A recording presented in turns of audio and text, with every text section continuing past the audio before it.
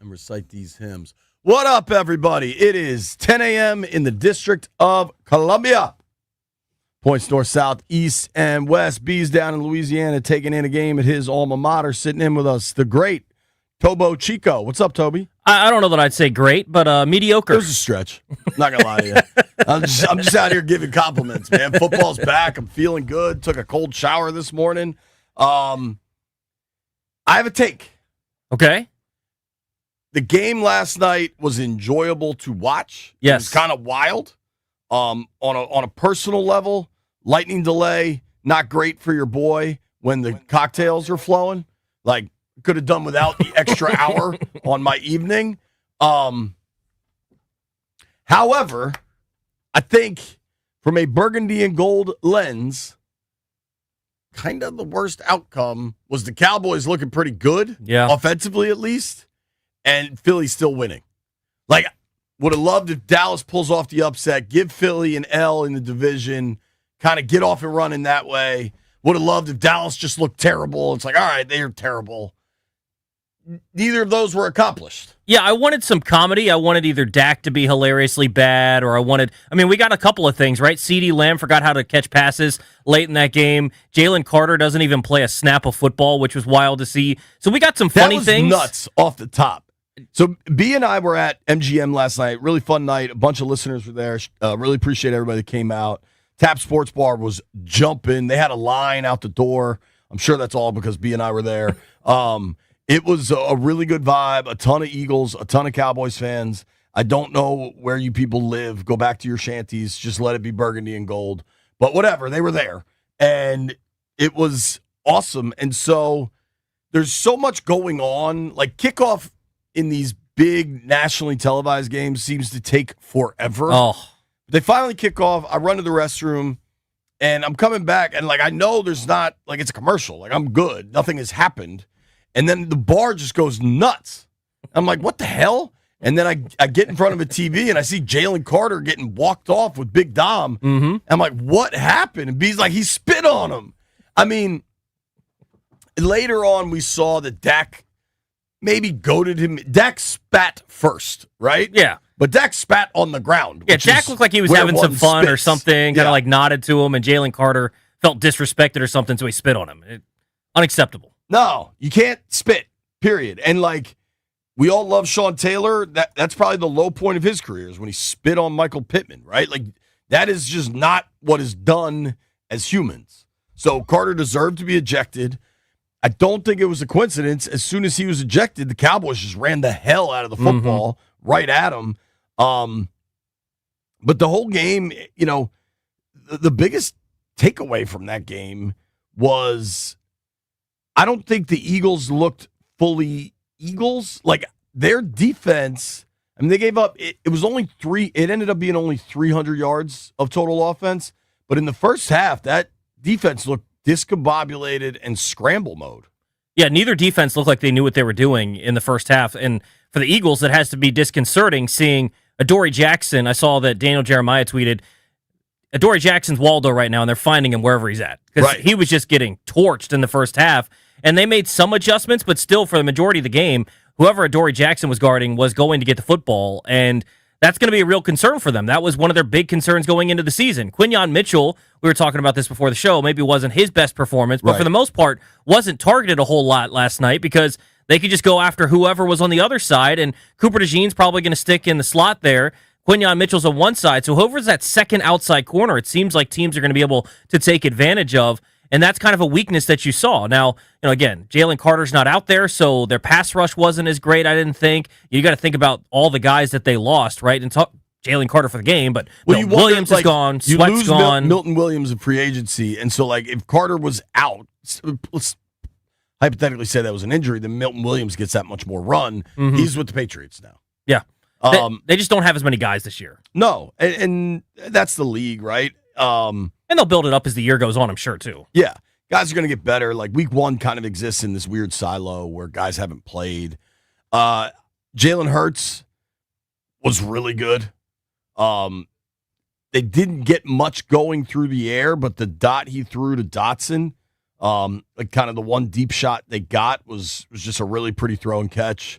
Hurts with his legs was simply unstoppable. I mean, he finished on the ground 14 of 62 with 2 touchdowns. I think you saw last night part of why Dante Fowler is no longer with this team. Yeah. There were multiple times where Dante Fowler's on a pass rush, and he just loses complete contain of Jalen Hurts. One led to a touchdown, one led to another long run, and really it was all of the Cowboys' defensive ends. But it was just something that if they would have been able to keep contained, maybe you're able to at least limit some of that. But look at both touchdown runs by Jalen Hurts. Just the edge just collapses inside, and all of a sudden there's an escape.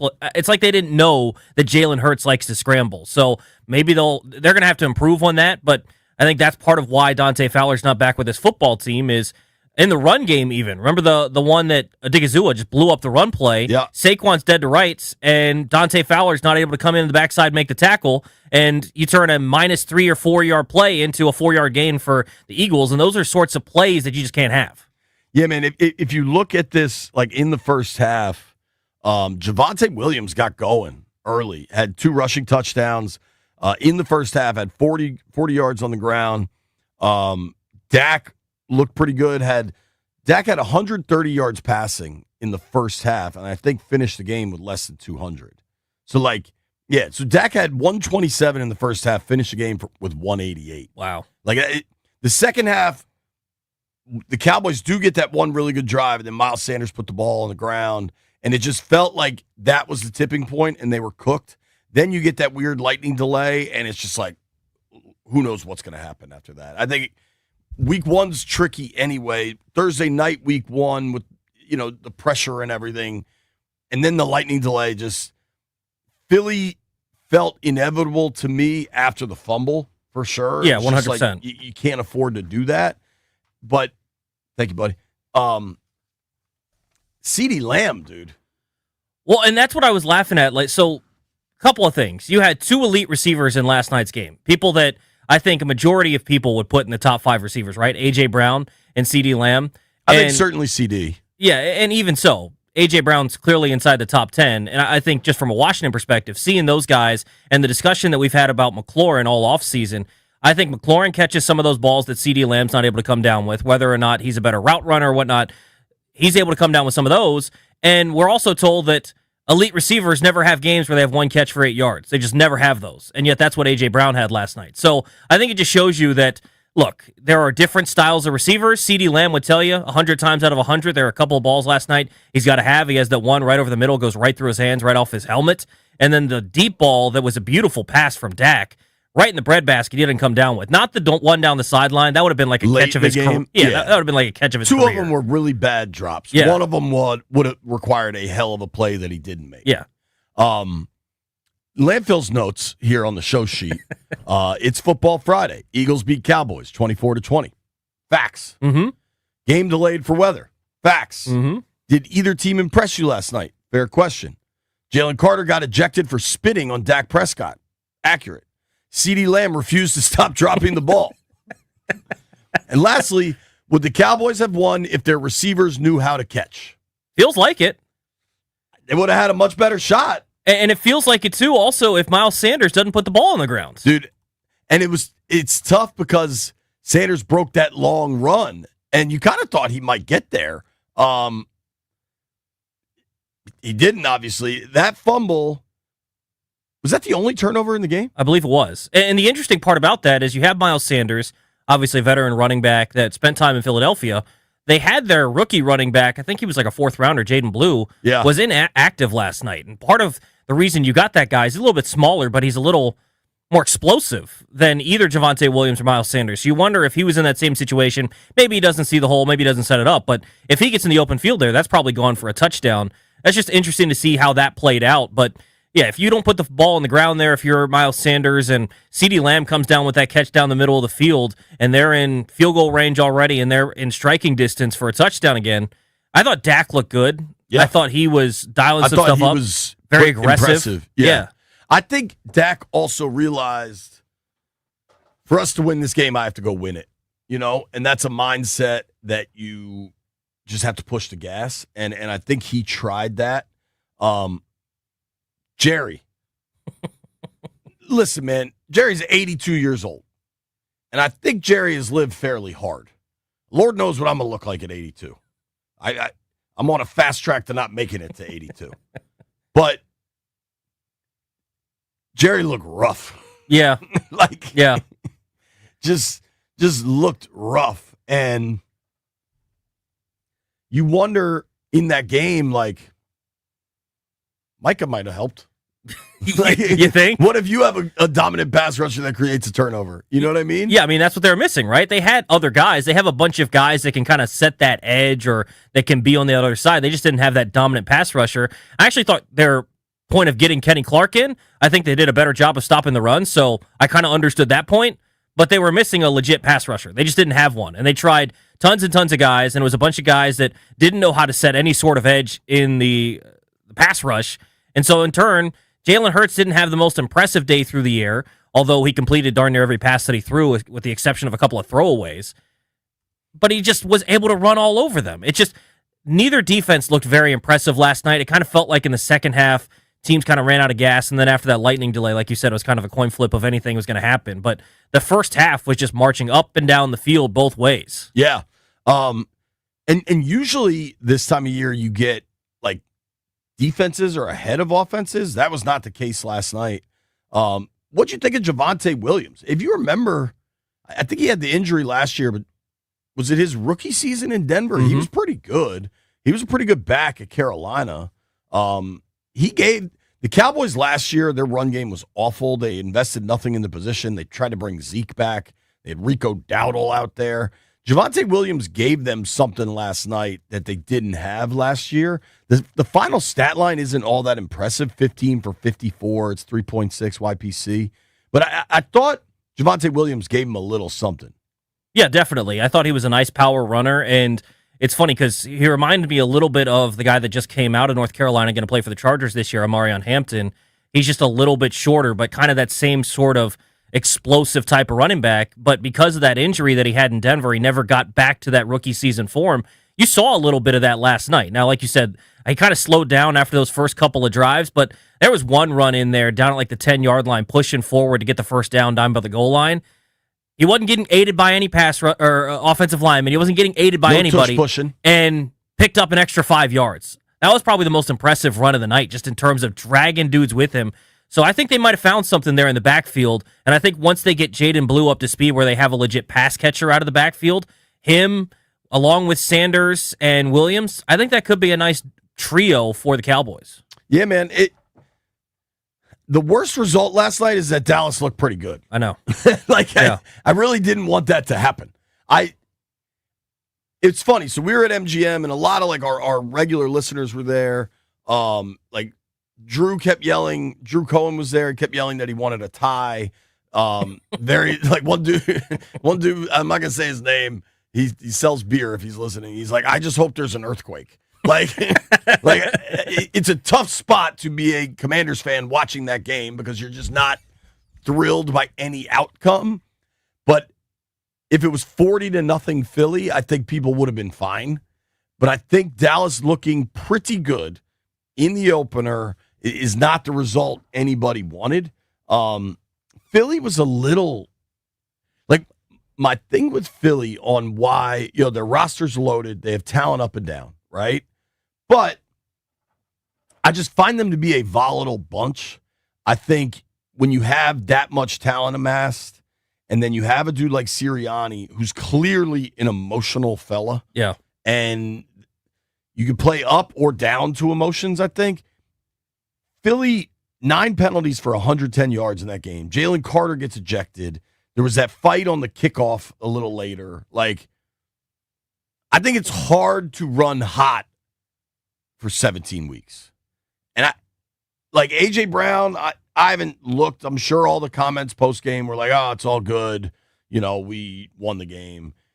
He's not going to like one target coming late in the fourth quarter. Like that, we've seen. Yeah, no, it almost felt like a courtesy target. Yeah, dude. There's no way Philly planned on Dotson being their leading receiver. And Dotson made a hell of a catch. 3 catches for 59 yards. As a fantasy player, as somebody that had Devontae Smith last night, wasn't great.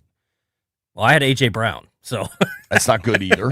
I also had George Pickens, who made a big impact on the game, but not statistically. the big PI call down the sideline. The problem is we knew Philly was going to be good. Like, they're defending Super Bowl champions. Yeah. I wanted Dallas to be bad. And maybe that's coming. They weren't last night, though. Yeah, maybe it's going to be a classic Dallas team that we've seen the last couple of years, though, where they're going to have to score 35 points to win.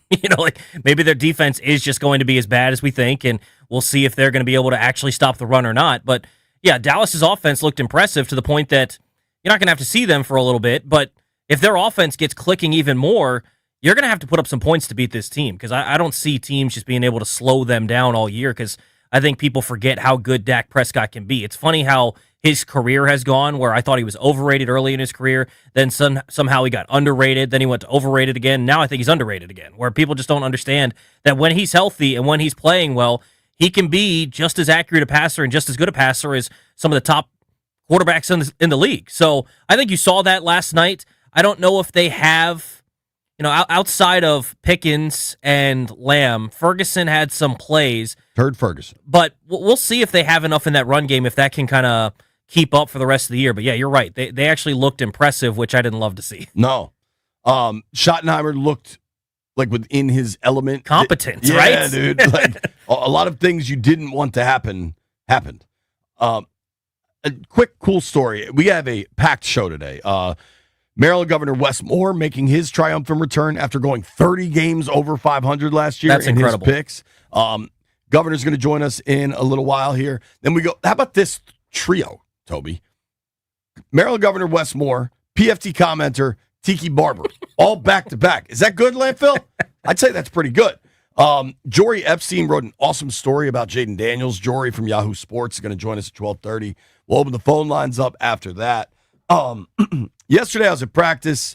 Practice goes late in the locker room. I get out of there. My best friend, a guy by the name of Brian Callery, went to University of Richmond. When he was at Richmond, he was in a college band with a guy by the name of Wes Schultz. You know that name mean anything to you? No. Play the song, Landfill. Toby, you don't know anything about anything. Do you know this song? Yeah. Everybody knows this song. Yeah. You know the band? I don't. The Lumineers. Oh, yeah, of course, yeah. They're playing Nats Park tomorrow. They've sold out Nats Park tomorrow. Nats haven't done that. They're drawing way more than the Nats are, right? I met Wes. He was 19. He was in a college band with my buddy. We were at University of Richmond, like little bars, listening to these two play music. I hadn't seen Wes in years, but I went and played golf with Wes and their guitarist Brandon yesterday and my boy Brian. This dude has the world on a string. He's a legitimate rock star. Uh-huh. 3 handicap. Easy. Just bombs the ball, dude. Man. And it was tough because weather delays hit, so I think they only got like 9 or 10 holes in. I only got to play, I played the front 6. But it was just so cool to hang out with these dudes for a bit. And they're just the most down. We were just 4 dudes playing golf. You know what I mean? That's awesome. No pretense, no nothing. Then I had to hop in an Uber to go to MGM, but it was just so cool. And like anybody going to that concert tomorrow night, I hope you enjoy it and have a blast, and just know that the guys in the band are just regular dudes, man. They got wives, they got families. You know what I mean? They're living on a bus going from city to city. It was really cool, and I just wanted to shout them out. Enjoy the show tomorrow night to all those that are going. What Toby and I are going to enjoy is that football is finally here. And if you decide to get in on the action this season, the American Gaming Association wants to remind listeners to have a game plan when it comes to betting.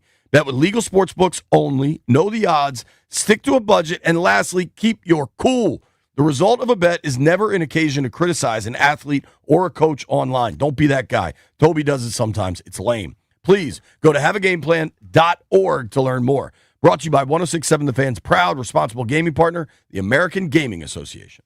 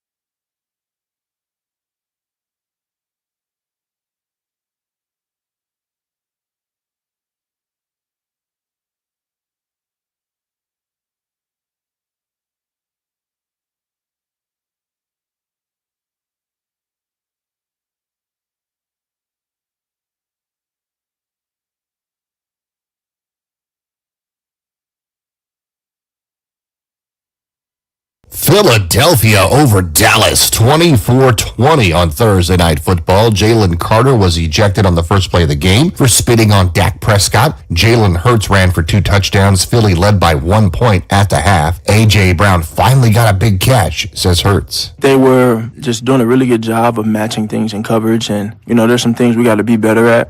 Great job by him staying patient and in the big moment, right, making a play.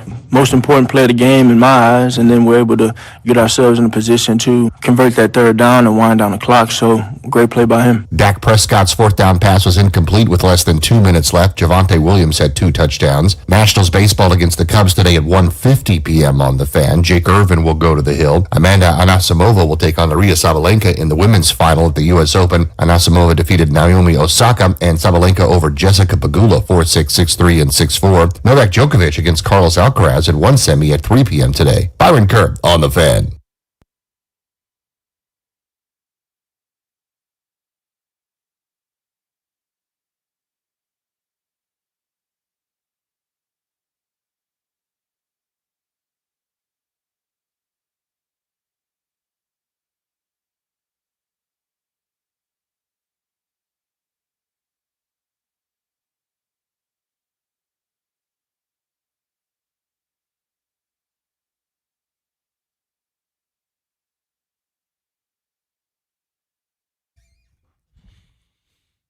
All right, life update.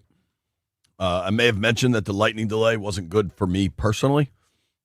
Shout out to Tap Sports Bar at MGM. I wish I knew our waitress's name. She was fantastic. Unfortunately, she was wearing a Cowboys jersey. She was a very nice woman. Here's a life update, Toby. I'm now eating cold Kung Pao chicken. Landfill, you want some? Okay. I also have a 3-day-old Chick-fil-A sandwich if you're interested. And I don't know this. I texted him. I haven't heard back. There was Diet Dr. Pepper in the fridge. Yeah. I believe it's Chris Russell's, and I took one. I don't know that it's Chris Russell's, so if it's somebody else's, I owe you a Diet Dr. Pepper. Stealing things from Chris Russell? Well, BMitch isn't here. He usually keeps my, what do you call it when you steal stuff? Narcolepsy? I don't think Kleptomania? I have no idea. Theft. There's a word for it. BMitch usually keeps my theft in check, but I owe someone a Diet Dr. Pepper. What do you think the sale price is on a Diet Dr. Pepper? $2.35? Sure, we'll go with that. I owe someone $2.35. I got a tweet. Somebody's mad at me. Shocker. Willie Cabagest says, JP, calm down, bro. The Cowboys were impressive. They scored 20 points without Philly's best defensive player. Relax. How do you respond to that? Yeah, I mean, you're going to miss players throughout the season. So, also, a undisciplined player did an undisciplined thing and got kicked out of a ball game. Should you be shocked about that? So, to pretend as if it's shocking that Jalen Carter did something to be ejected from a game, that's pretty commonplace for Jalen Carter at times. So, they're going to miss players throughout the season. I thought that the Cowboys looked good for a half. They didn't look great in the second half. But, look, for people that thought that they were going to look like a joke all season, I kind of just told you that that's not going to be the case. Got this from Tyler Turner. He says, do you think Dallas looked good, or do you think Philly took a big step back and gave Dallas a lot in penalty yards? This could be good for the Commanders. I think a little bit of both. I think it's also week one. Yeah, I'm not ready to pronounce Philly dead. Yeah. Especially after they went 1-0 to start the season. Yeah, exactly. I mean, those are the sorts of games where you don't look very impressive, but you find a way to win that the Kansas City Chiefs live off of, and they're in the Super Bowl every year, right? I mean, like, you know what great teams do? Win when they're not at their best. Exactly. And I think we saw Philly do that last night. You said something to me, I think before we came on air, where you were like, it's so annoying how it seems like Howie Roseman, the Eagles general manager, every year just finds a stud late in the draft. Mm-hmm. And Jihad Campbell last night, I thought looked really good. He finished the game. Like, the stats don't necessarily support it. Like, he only had 3 tackles in the box But score. he was everywhere. So Pro Football Focus put out their grades from last night, and he was the highest graded defender on the field. I thought Campbell looked really good. Philly got him at 31, I want to say. And they've got Zach Bond.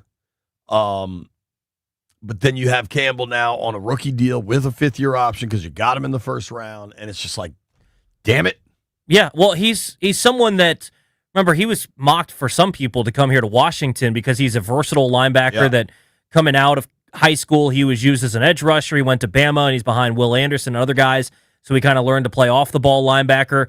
And I think the thing that he was most impressive in last night wasn't when he was used to rush the passer up near the line of scrimmage. I thought in pass coverage, he looked really, really good. He seems rangy.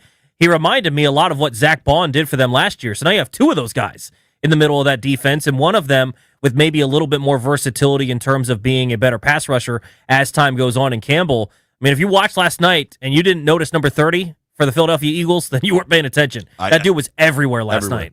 What'd you think of Saquon last night? He looked good. You saw some electricity. He wasn't able to bust that big one. I think that's a credit to Dallas's defense, but he was kind of the security valve as well in the passing game. As a typical Saquon game with the exception of the one run that usually gets broken every game. Right. Saquon finished the game with, I guess, 84 total yards. I thought BMitch took it. He had the over on Saquon rush yards, and I thought it was like 95 yards. I thought that was just nuts. He finished with 60 rush yards, another 24 through the air. I want to give credit. Everybody knows our friend Mike Beasley from MGM. Bees bet the under in this game. And wow, the entire first half, I was giving him so much grief. Yeah. I mean, Dallas goes right down the field. Philly comes right back. This game was of total points, 41 at halftime. Mm-hmm. And the under hit. I mean, I think the lightning delay helped. Like, just the second half of this game was so different than the first. You got to give credit to the defenses for making some adjustments. But, Landville, you had the under last night? Yeah, I put in a little parlay. How'd you feel about that under at halftime? Not great. That's why they play the whole game, I guess. Yep. What was it, 47? It was 47.5.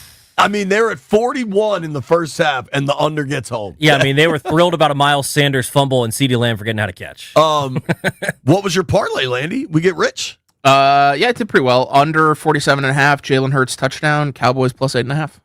Okay. All right, now let me guess the volume here. All right. $2 to win 15? 10 to pay 85. Hell yeah. Oh, yeah. Are you going to buy lunch so I can stop eating cold Chinese food and maybe eat hot Chinese food? Yeah, what the hell? Whoa. I like it. What a day. What a day. All right, when we return, really excited for the triumphant return of Maryland Governor Wes Moore. This dude knows how to pick football games. We got 5 games lined up for the governor. It's week 1. It's a football Friday. Nobody go anywhere. You're listening to BMitch Finlay.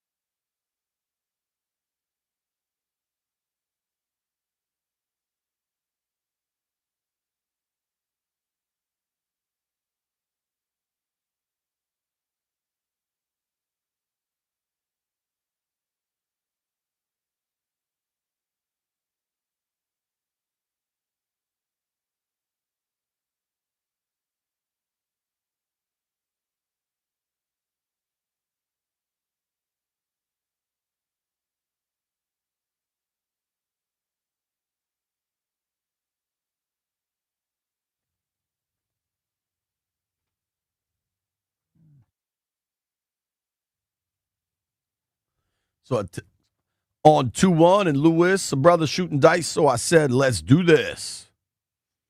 Whenever you hear regulators means we are soon to hear from the governor of the great state of Maryland, Mr. Wes Moore. Toby, do you know the song Regulators? No. Like when that comes on, are you familiar with it? No, I'm not. It's a great beat. So you'd never heard that song before? I'm sure at some point I've heard it. Damn. I'm not real educated when it comes to music, JP. You are like such a sports guy that you can't get away from anything but sports. Pretty much, yeah. I think that makes an impact on your dating life, Toby. Oh, 100% it does. Yeah. I think you should work on that. Jeff told me he was making a Tinder profile for you. How's that going? That's what he said. He was telling me to send a good picture of me. I said, I'll send you when I was 5. But That's the last good picture. Jeff hasn't come to work in a couple days, so that's probably impacting the Tinder profile. Man. Yeah, he's out hunting for something, not hunting for women for me. Pause, Toby, pause. We don't want to know what Jeff's hunting for. Maryland Governor Wes Moore is 127 and 77 in the last 2 years picking games with us. That's incredible. And last year he went 66 and 36. Wow. Now it's straight up, but I dare somebody to do that. It's still not easy. No, man. It's very, very difficult. Governor's a busy man. He's going to call us in moments. Also, life update. The Diet Dr. Pepper, I was correct. It was Chris Russell's, and he said I can have one. Oh, very kind of him. Appreciate you, Roost. So the games we have teed up for the Gov, starting tonight, Chiefs-Chargers. You got a lean in that one? I mean, you got to go KC. They always beat their in-division opponents. But, I mean, I think the Chargers are going to give some resistance this year in that division. I think the Broncos are going to give some resistance. I think the Chiefs will ultimately win that division. But, yeah, how can you not go with KC? It's never the wrong answer to pick the Chiefs. I think the Raiders are going to be better than people think. Pete Carroll teams play tough, and I think Geno's just a pro that'll, kind of keep it moving there. What kind of year do you expect out of Genty? I think Genty's good, and I think rookie backs can hit the ground running when they're good. And you go to a good situation. Now, how good is that situation? We'll find out. Defensively, they've played pretty tough. Like, I just think the immediate dismissal of the Raiders is a little premature. Yeah, probably so. I mean, they're well coached now. I don't think they're a playoff team. I think that division is just super hard. No, but they have competent quarterback play. They've got a running back. They've got probably the best tight end at this point in the league. He's so versatile. Yeah, if they play some good defense, it's just such a tough division, right? You got to play 6 games against the Chargers, Broncos, and Chiefs. Good luck against those guys. But yeah, they could be frisky. I think we all are pretty high on the Broncos. I think defensively they're really good. Of those 4 teams, let's remove the Raiders. Of the Chiefs, Chargers, Broncos, who do you think has the highest bust potential? Like it just goes the other way. Oh, it's the Broncos. You think? Yeah. I think their defense is good, but what if Bo Nix has the sophomore slump that everybody wants to throw on Jaden? Right? What if he just doesn't have it this year? Sure. It's interesting. All right, we're going to get to our first batch of picks. I need a pen. Toby, do you have a pen? I'll grab one for you. Thank you, buddy, because I write these down. That's how we operate here. We are very excited. Maryland Governor Wes Moore back for his 3rd season picking games with us. The Gov went 30 games over 500 last year. So impressive. That is incredible. In 2 seasons, picking games on the BMitch Finlay program, the Governor is 127 and 77. Just astonishing success. Gov, how are you, sir? Thank you for making time. It is astonishing, isn't it? Dude, those numbers are crazy. Those are really, really good. I missed y'all. We missed you. Did. We missed you. I missed you. How's life? I'm so excited for this season, though. I am so excited. We need to catch some games together. Yeah, absolutely. I'm guessing I'll see you in Landover at some point.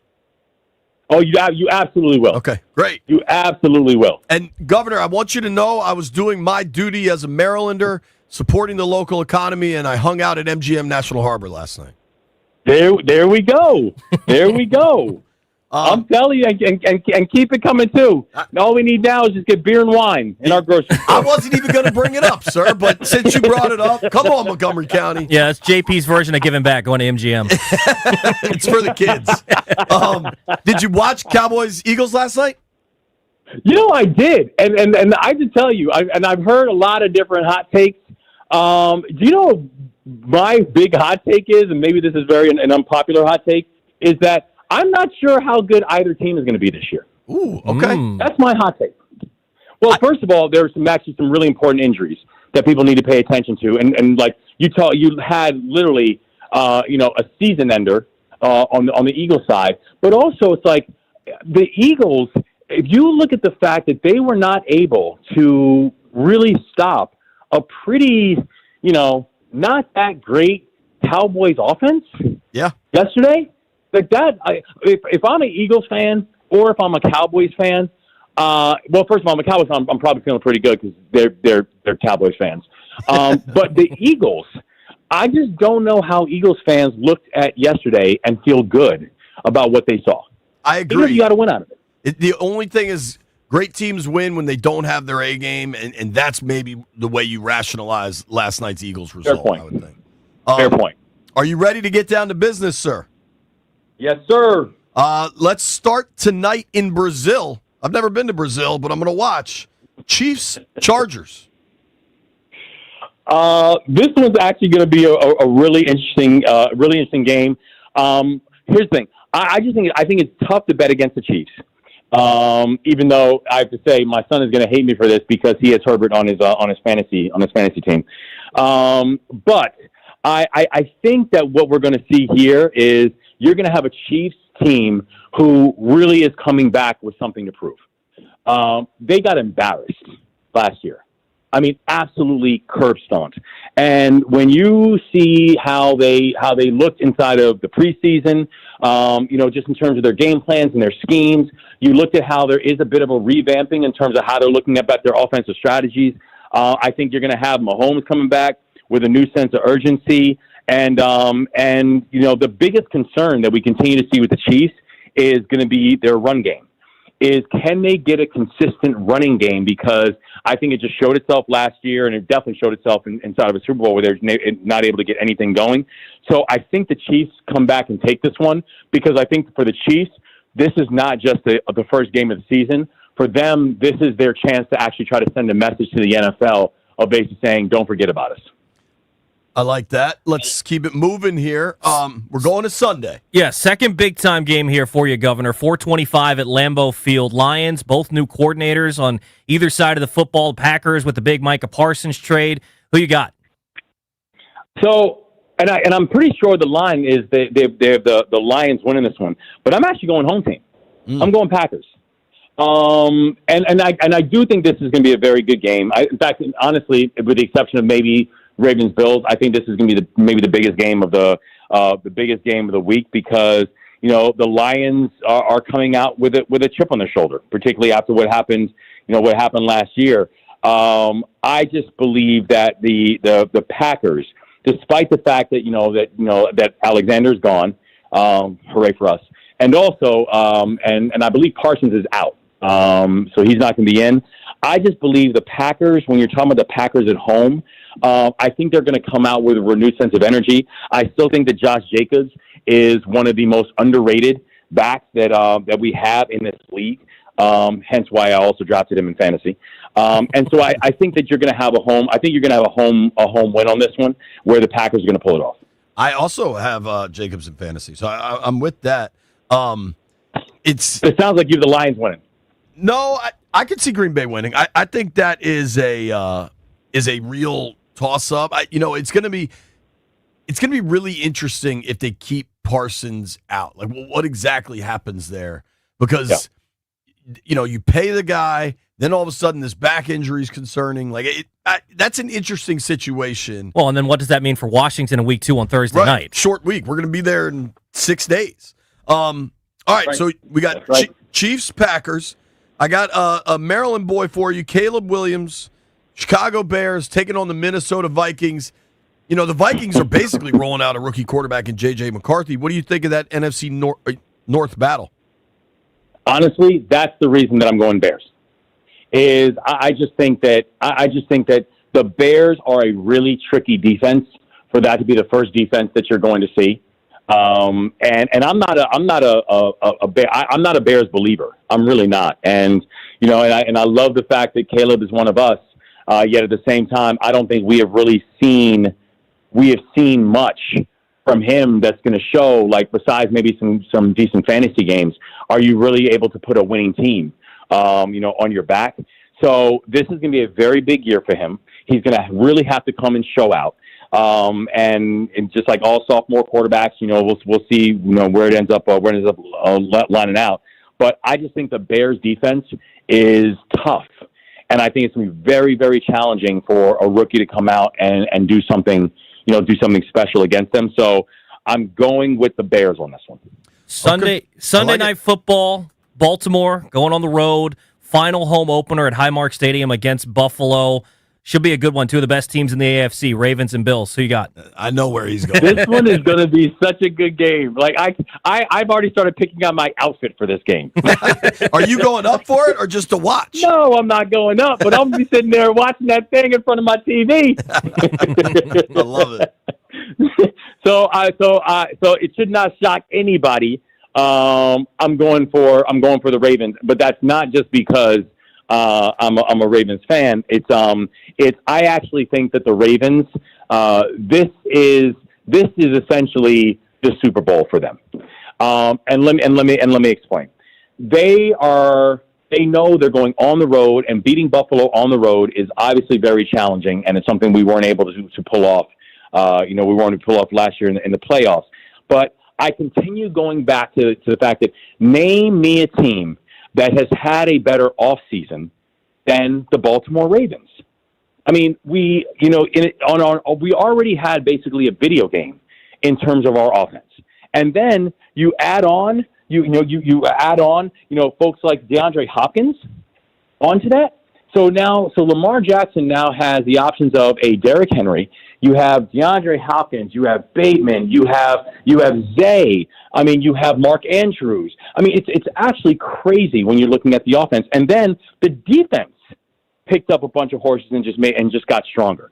So I mean, like, I just think that this is a really talented team. I'm really liking this Loop kid, the kicker.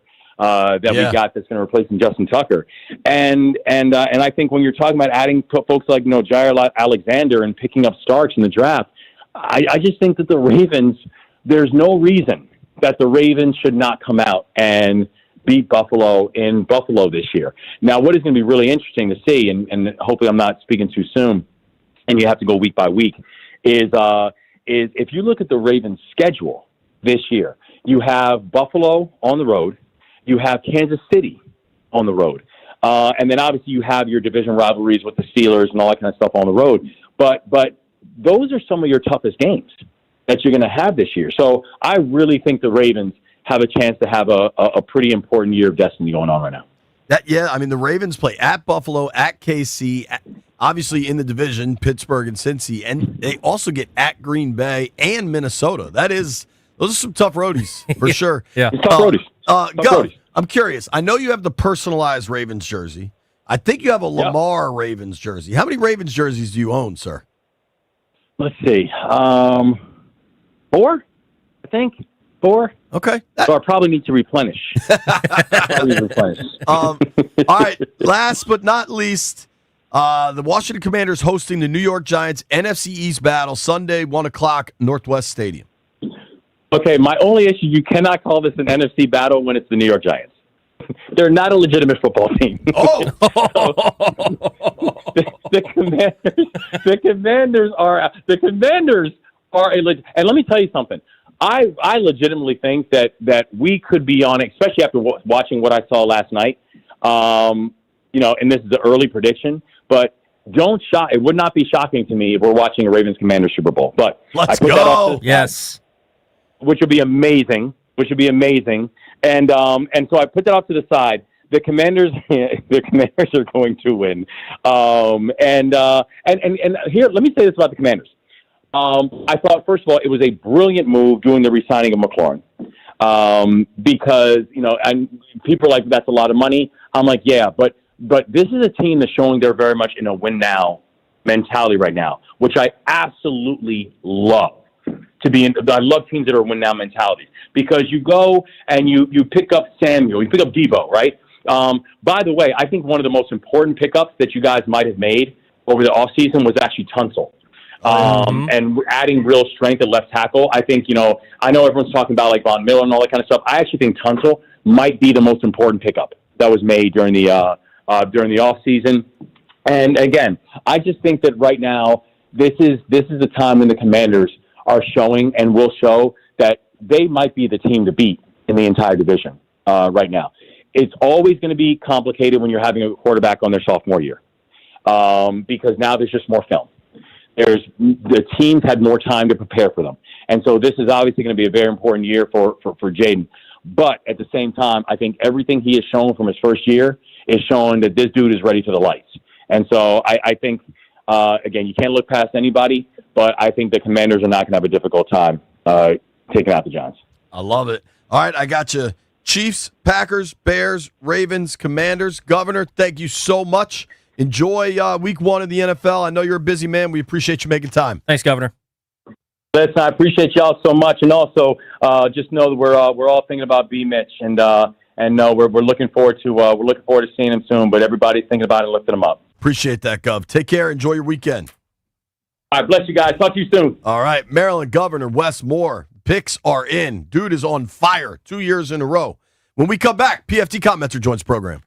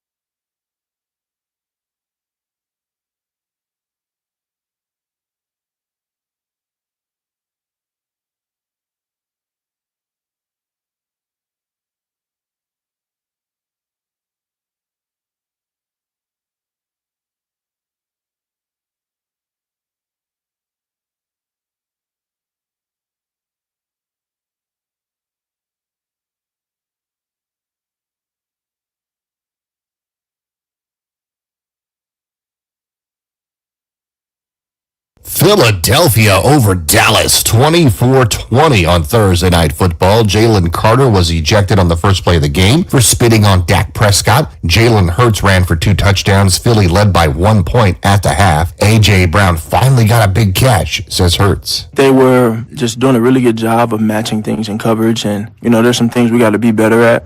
Great job by him staying patient and in the big moment, right, making a play. Most important play of the game in my eyes, and then we're able to get ourselves in a position to convert that third down and wind down the clock. So, great play by him. Dak Prescott's 4th down pass was incomplete with less than 2 minutes left. Javonte Williams had 2 touchdowns. Nationals baseball against the Cubs today at 1:50 p.m. on the Fan. Jake Irvin will go to the Hill. Amanda Anasimova will take on Maria Sabalenka in the women's final at the U.S. Open. Anasimova defeated Naomi Osaka and Sabalenka over Jessica Pegula 4-6, 6-3, and 6-4. Novak Djokovic against Carlos Alcaraz at 1 semi at 3 p.m. today. Byron Kerr on the Fan.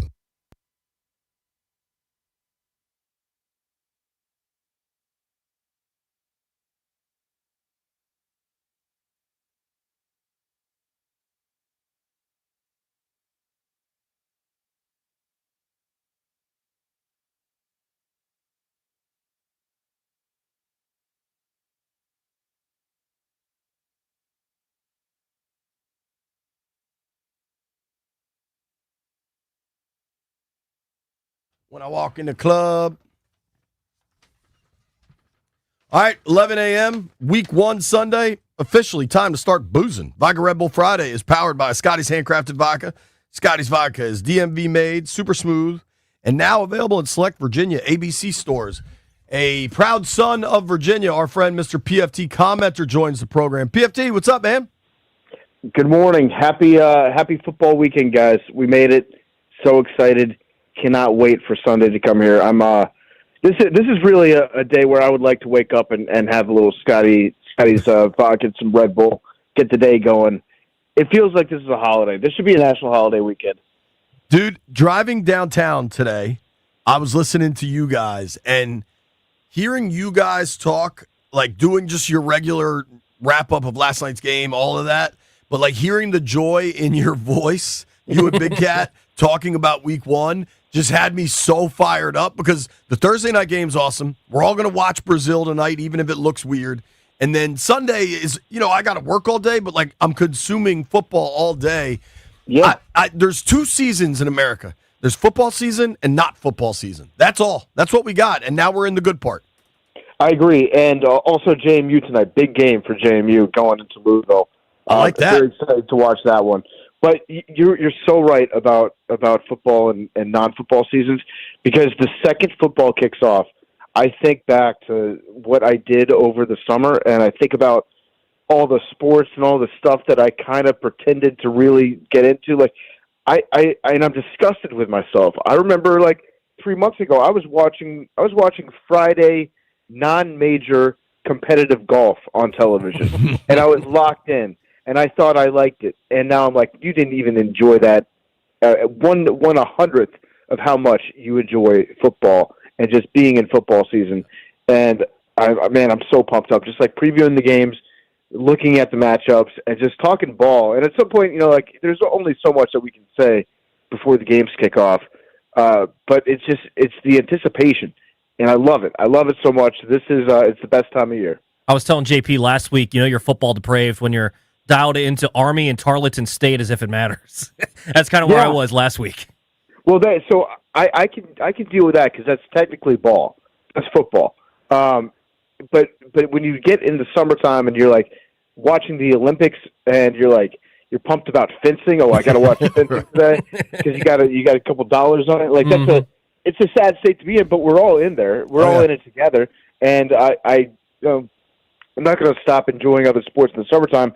But the amount of joy that I get from football just absolutely smashes any other sport, and I'm just so thankful that we're back. I'm right there with you. You know what's a lot of fun, PFT, is hosting a 4-hour sports radio show in like early July. That's when it's really hitting right there.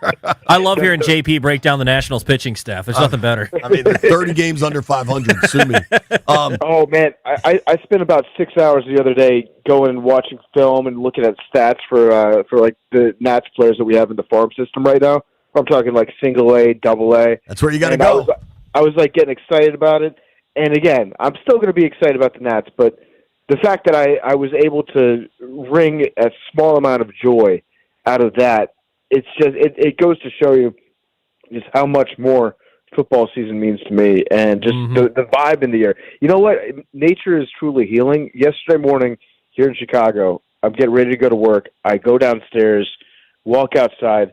It's 50 degrees. Nature knows. Nature knows that it's football season. And it was just a great day yesterday. It's going to be a great day today. And it's going to be the best day on Sunday. All right, so before we start talking Commanders-Giants week 1, what'd you think last night? I said this, and I don't know if you agree. I think from a burgundy and gold lens, last night was kind of like the worst possible outcome because Philly still got the win, and Dallas did not look like a disaster. They looked like they, at least offensively, are going to be pretty competitive. I agree with you. Yeah, that was my thought entirely. The second the game ended, I was walking in the studio getting ready to record BMT, and Max was in front of me, and he was excited because that's actually a great feeling that you have on Thursday for team plays. If you win a Thursday night game, the entire weekend is a free roll. You're excited. Right. You got nothing to lose. You get to just calmly enjoy football like a normal human being. And so I was just walking in there talking to Max, who's a Philly fan. I was like, man, this is really bad for me. This is exactly what I did not need, because I thought Dak looked awesome last night. I thought he played really, really well. The drops that CD had, they were still like perfectly thrown balls. Dak played good enough to win that game. In fact, I think the biggest swing of the game, besides Jalen Carter getting ejected before it even started, was Dak's tackle that he made on that fumble. That was huge. Mm-hmm. Otherwise, that's 6. That was going to be 6 points. And, you know, if they go in and they score a touchdown there, it's obviously a different game. They were knocking on the doorstep. But then George Pickens reared his beautiful head and clothesline Blankenship and kind of knocked him back a little bit. By the way, George Pickens, I'm going to be very interested to see what happens when he goes up against the Commanders, because he's liable to be the best football player on the field at any given time, but he's also liable to completely go insane and just black out and do something crazy. My theory is that when he puts on the shiesty that he wears, when he puts that on, he actually thinks he transforms into Sub-Zero or into Scorpion, and he becomes like a video game character, and he will do the craziest stuff, but he will also make the most amazing plays. I just hope that by the time we play against the Cowboys, and when's our first matchup again? I need to look at the schedule and remind Mid-October. myself. Mid-October. Week 6-ish. Oh, okay, that's right in the prime time zone for Pickens to start just absolutely freaking out on his own team, because he's going into a contract season, or this is a contract year for him, and CeeDee Lamb is getting way more targets than he is. And that is not going to sit well with George Pickens. I can tell you right now. Yeah, that's going to be an issue for him down the line. But you're right. The Cowboys, I thought they looked really, really good, considering we buried them. They were 0-17 before the season started, because how the Micah Parsons situation went down. And the Eagles, their defense, a little questionable at times. The secondary didn't look great, and they were certainly missing a big guy up the middle with Jalen Carter. But Jalen Hurts played just about as good as he can play last night. Like, there's no step back for that guy. And Saquon's going to be Saquon. I'd say worst case scenario for Commanders fans, just based on that one game. But I'm going to take it with the perspective of you got to beat somebody to be somebody, right? So we're going to find out if we're good. Real quick, tonight's game, Chiefs and Chargers. You think the AFC still runs through KC? Do you see Baltimore or Buffalo or one of these teams being able to get through them, or is KC going to go back to the Super Bowl again? My general policy about the Kansas City Chiefs is I'm trying to stay off the highlight reels for Kansas City, because they do this every year. Somebody doubts them, and then they have like a video that comes out where it's all the talking heads in the media that were like, Chiefs are done, Chiefs are washed, they stink, they're never going to win another division again. And then they end up going 15-2, and then you look like a real idiot. So my policy is to not give Chiefs fans or the Chiefs any sort of bulletin board material. So I will believe in the Chiefs until further notice, until I see, until they're actually the season's over and they haven't won that division. I'm just going to blindly pick them. I picked them. I think I congratulated them on winning the AFC West this morning. So I think that they've done enough. They've proven enough. I believe that they're going to win until they don't. I heard that on PMT this morning. You guys did say that. And let's be real, you don't want to be on the wrong side of Chiefaholic either. No.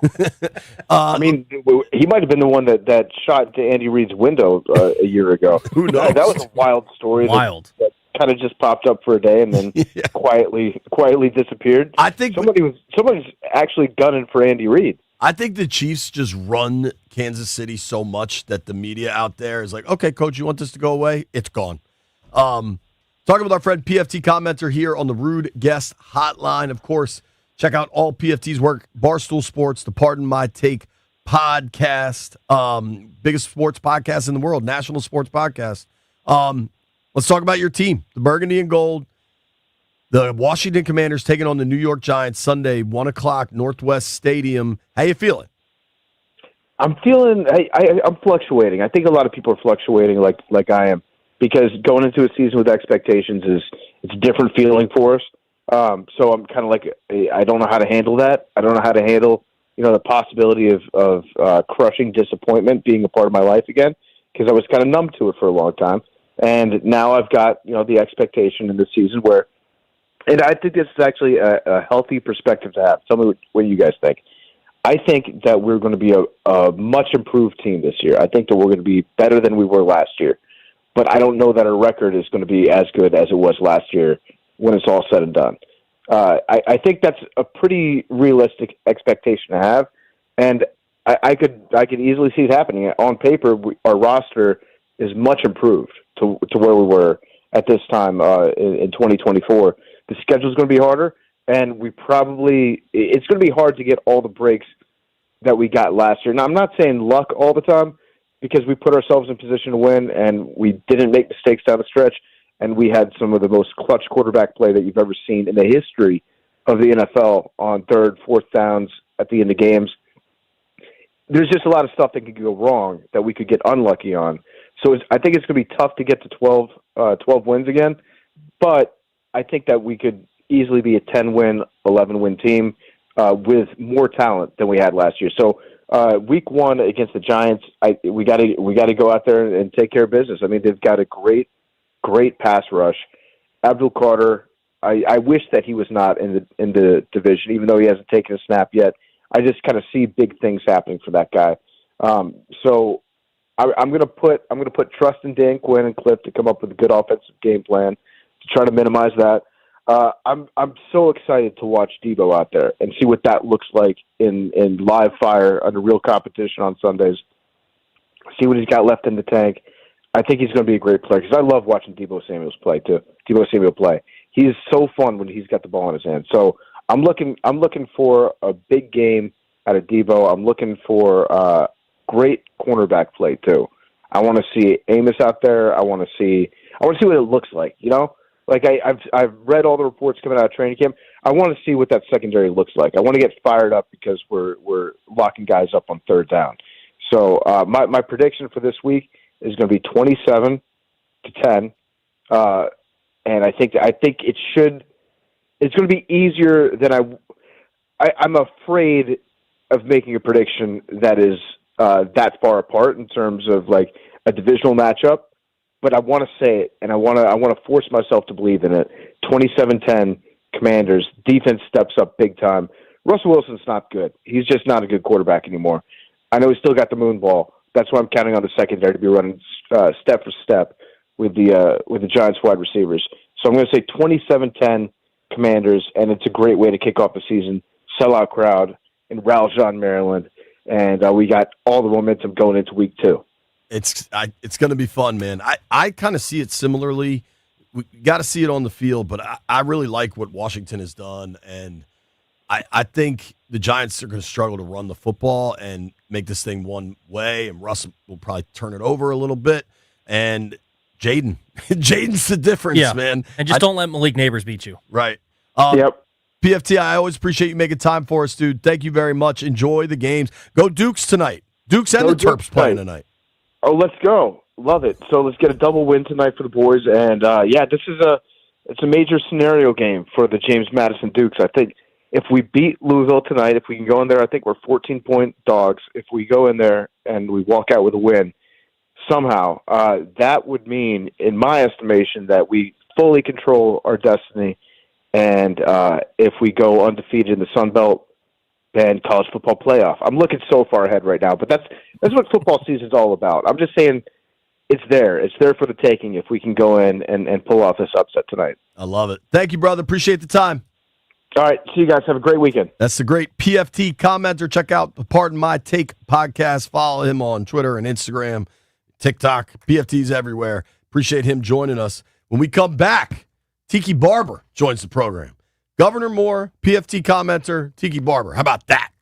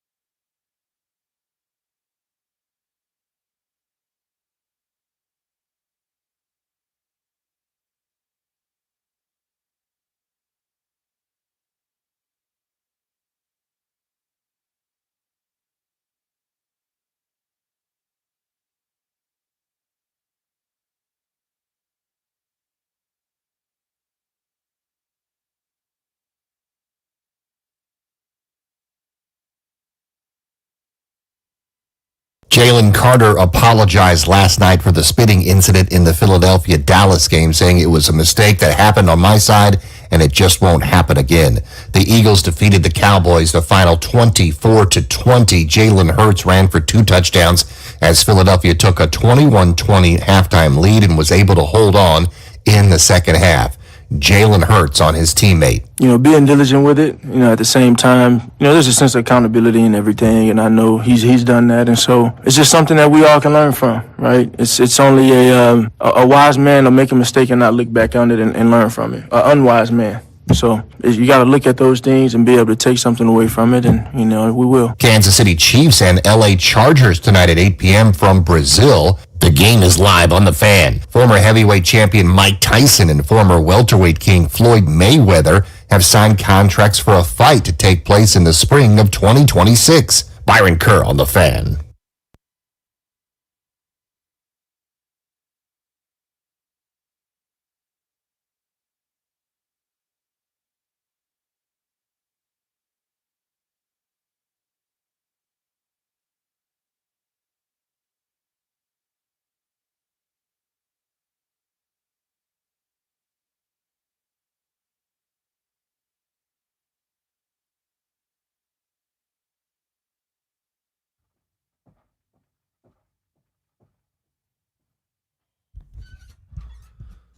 Talking with young Wes here, filling in for Jeff, who's apparently hunting.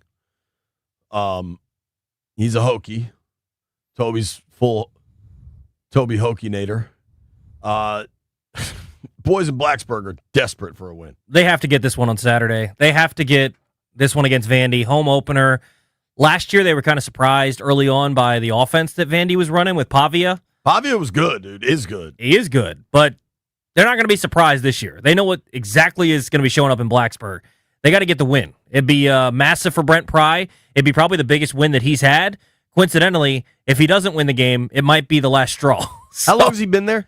What is this, his 4th or 5th year? I think 4th year. Really? 5th year, maybe? I'm not sure, but it's been a little bit of time. And last year they had big expectations. Wes is saying 4th year.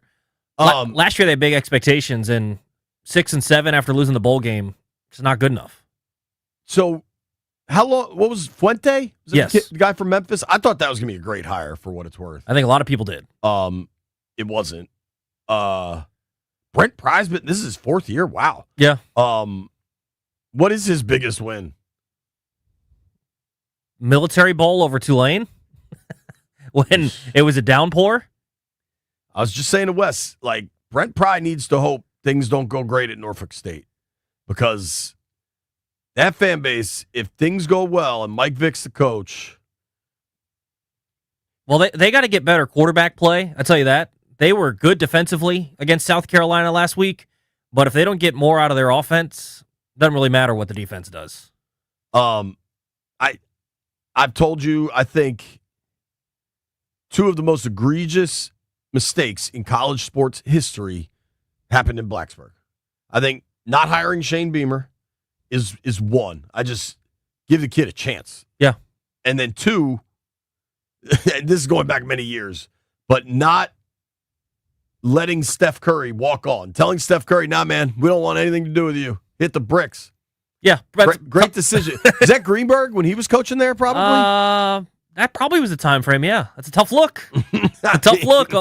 Only the greatest shooter of all time. I mean, with that in your rear view, if Mike Vick looks at all like a winner, hire him. Yeah. Just roll the dice. 100%. If it goes bad, it goes bad. But, like, if you can get Michael Vick and you're at Virginia Tech. I mean, the big thing is they just have to be able to get the recruits from down in that area again, like they once did. Right. A lot of those people going to Penn State, going to Clemson, South Carolina. Gotta get that area.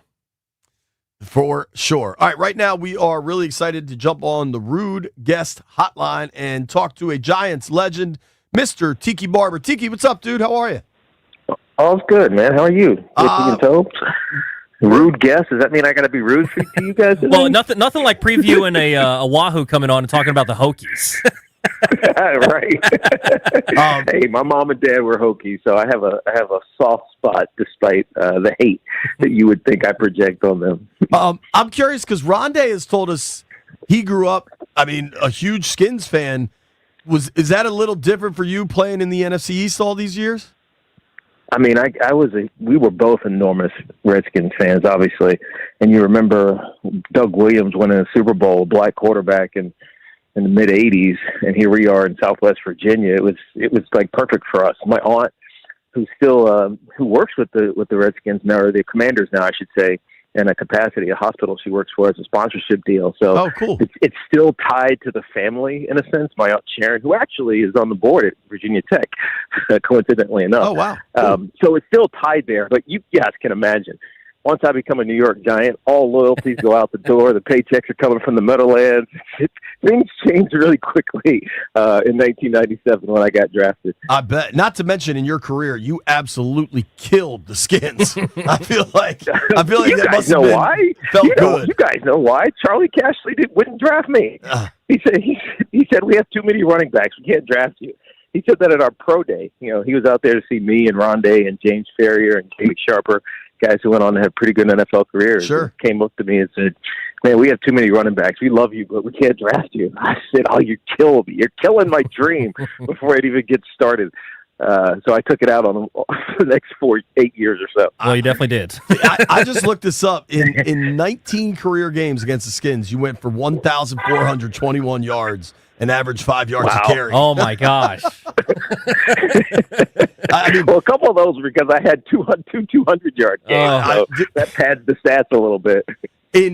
I just looked up the total yardage. You averaged 100 yards a game against Washington. In 19 career games, you went for 1,900 yards, basically. That's crazy. And probably in those first, 7 or 8 or so, the first few years when I really wasn't playing that much. So, if you did it on the back end of my career, it looks even worse. I don't think I want to look. Of course, you can listen to Tiki on The Fan in New York, WFAN, legendary sports radio station. All right, Tiki, get us up to speed with the Giants. Seems like there's some real excitement there for maybe a bounce-back year for Big Blue. Yeah, well, I think it's excitement because we finally have some depth at a lot of positions across the board. This was one of the first off seasons and training camps where we knew we were going to cut good players, and we haven't had that in a decade or so. And so it was a testament to how Joe Shane and Daves had built this team. Completely remade the quarterback room, as you guys all know, with Russell Wilson and Jameis Winston, and then drafting Jackson Dart. But also remaking our identity, which I think is going to be, at least I hope it's going to be, back to the old school way of the New York Giants. Have a good pass rush, have a good second level with Bobby Okereke and Micah McFadden, and then we brought in Javon Holland and Paulson Adebo in the secondary to shore up some of the draft picks that we had the year before. So it just feels more together, more like a plan. Sometimes when you have these uncompetitive seasons, and last year a lot of the losses for the Giants were just uncompetitive, unwatchable. It feels like there's no plan. Now it feels like there's a plan. So there's an optimism. Now the question is, how does it fit and mesh all together? On the offensive side, we obviously know Malik Neighbors is the top weapon. Who's their second guy? Tyrone Tracy's a really good running back, but who's that second guy that's going to step up alongside Neighbors? Well, it's hard to know. I think Theo Johnson is someone at the tight end position. As you know, tight ends have become a big part of offenses these days. Is someone they hope develops into it in his second year. Outside of that, I think Wan'Dale Robinson had a ton of catches a year ago, but he's not necessarily that big play threat. Right? He's not going to get you those 20, 30-plus yard gains, but he's reliable. Right? He can catch the ball on third down. But I think, honestly, it's going to be in the run game. It's going to be Tyrone Tracy out of the backfield and Cam Scatteraboo if and when he gets healthy. So I think it is, interestingly, a weak spot, despite all of the, adjustments that they've made in this roster, is finding that other big wide receiver. As you guys know, with Terry McLaurin finally getting his deal done, but you went out and got Deebo Samuel. So you have those two threats, which it feels like all the really good teams in the league have, especially in the receiving room. How is Neighbors? I know there's been a little bit of health stuff there, like in training camp, but maybe guys just don't really feel like going in training camp. Is Neighbors full go? Does he look good? Yeah, no, he looks fine, and he's been dealing with a foot in something on the lower body, as we would say if we were doing hockey, right? Hockey injuries for really all season, all last season, and in training camp this year. And then he had some back tightness, but I don't think that's really anything to worry about. So my assumption is that he's going to be full go, that he's going to be the Malik Neighbors that we saw and loved last year. And, if it wasn't for those 2 games that he missed, not because of physical injuries, because he had a concussion, he would have, he set the rookie record for receptions at 109. He probably would have had 130 or so receptions if he hadn't missed those 2 games. So my assumption is that he's going to be good to go, and I think he wants to be good to go. I felt this sense of him talking with him this offseason and seeing him at training camp, that he has this real desire to be great, and it's one of the things that good athletes have to have. Otherwise, they're just kind of good athletes. You know what I mean? Mm-hmm. So there's that it about him that you really like and appreciate. And what's the deal with Andrew Thomas? Obviously, he's a huge part of that offensive line. When he's out there, the Giants tend to run the ball way better. Is he full go? I wish I had an answer. My gut is no, to be honest with you. Yeah. James Hudson, they brought in James Hudson for insurance reasons, or, just in case Andrew Thomas isn't there. And he hasn't had a ton of experience, even though he's a younger vet.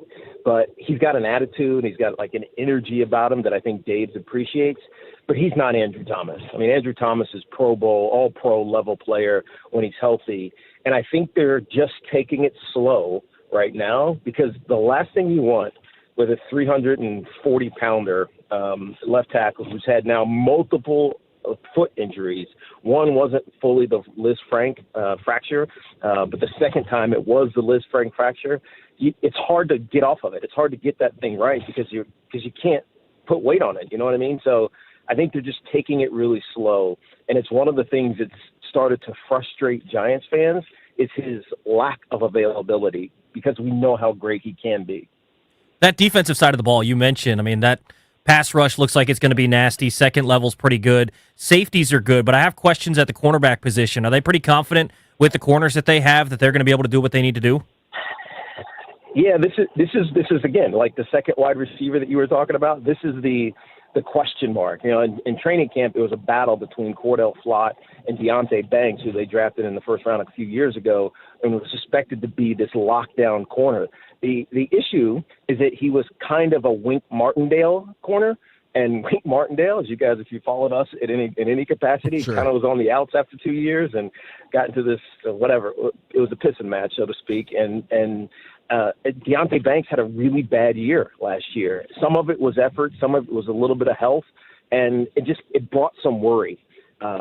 Outside of that, though, I like Paulson Adebo, despite his injury, broke his femur a year ago, so he didn't play last year. But he's got the size, right? And he's got the aggressiveness that you need to match up with some of these explosive wide receivers in the NFL these days. And then our nickel corner, Drew Phillips, who we drafted a year ago in the third round, he was one of the top-rated cornerbacks in football. So I think there are pieces there, but there are definitely some holes. And, this is where the depth is going to be tested, especially, if guys are somewhat ineffective to start the season, and they got a challenge in week one. We know what Terry McLaurin is all about. We know, at least from afar, what Deebo Samuel is about, and I'm sure we'll see it up close and personal on Sunday.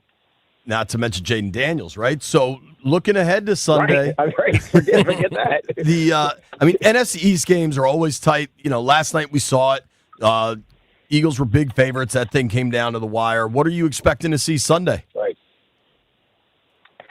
If there's an advantage that the Giants have, you guys alluded to it a little bit. It's the Giants' pass rush. Not only did they draft Abdul Carter, who looks like he's lining up to be a stud. He's got that kind of attitude, and they're going to move him around and use him in different spots, especially in obvious pass situations.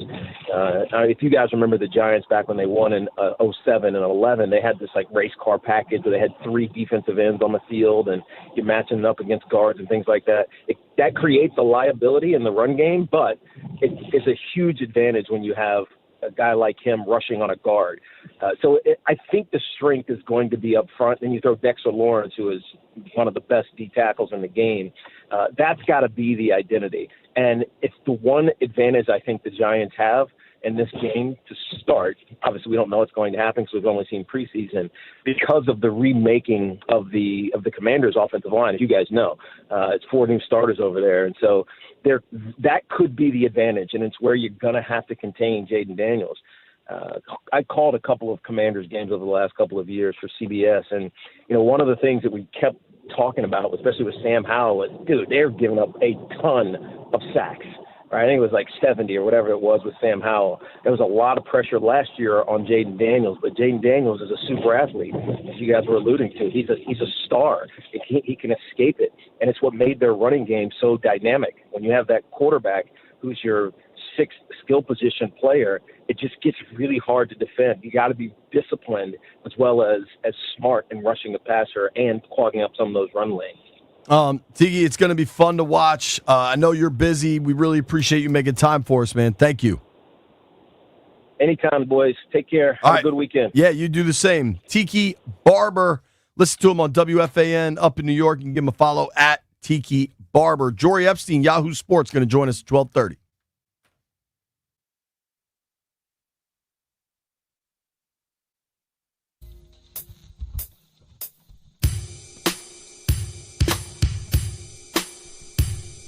Finlay here, and you got to check out the great products from Rude. If you want comfort and convenience wherever life takes you, then you need to turn to Rude. With Wi-Fi compatibility, you have full control of your heating and cooling from your phone. Say you're driving back from the beach like a big-eared radio host, and you forgot to turn the AC back down. You could do it on your phone so you don't get home to a hot house. It adjusts in seconds. Plus, you'll get alerts if something's not right. You need the alerts just in case, man. Trust me. These guys are the best. They installed new systems at my house. They installed like 8 systems to heat and cool Brian's mansion. They do it right, man. Check out my boy Jimbo with Rude. You'll feel the difference instantly. The best part, Rude systems are whisper quiet. No more noisy interruptions, no more clanging around in the middle of the night. Just peace of mind. How do they do it? Humidity control. You control the humidity. You control the temperature in your home. It's comfort and performance perfectly balanced. Plus, you could save serious cash. You could qualify for federal tax credits up to $2,000 on heat pumps through 2032. Check out rude.com/federal incentives to learn more. Rude is the most reliable heating and air conditioning products in the DMV. Let's see if Toby knows. Toby, if it ain't Rude, it ain't right. It ain't right.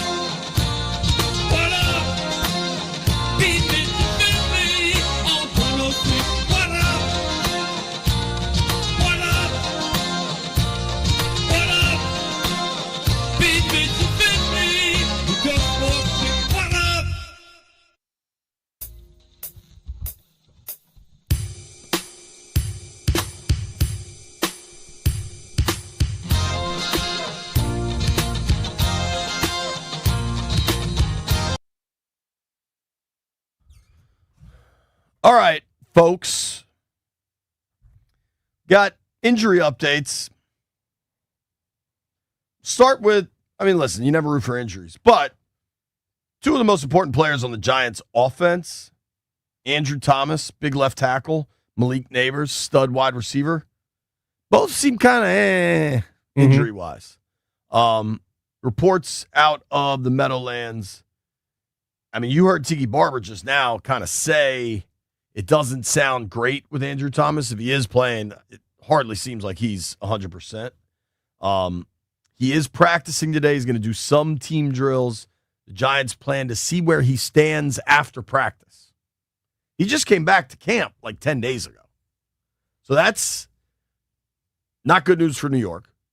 Malik Neighbors, I'm reading from Jordan Renan, covers the Giants for ESPN. Jordan says the Giants will, in quotes, back down on Malik Neighbors at Friday's practice, per Coach Brian Daboll. He's dealing with back tightness. Daboll seems confident it's not a big thing. He'll be all right, Daboll said.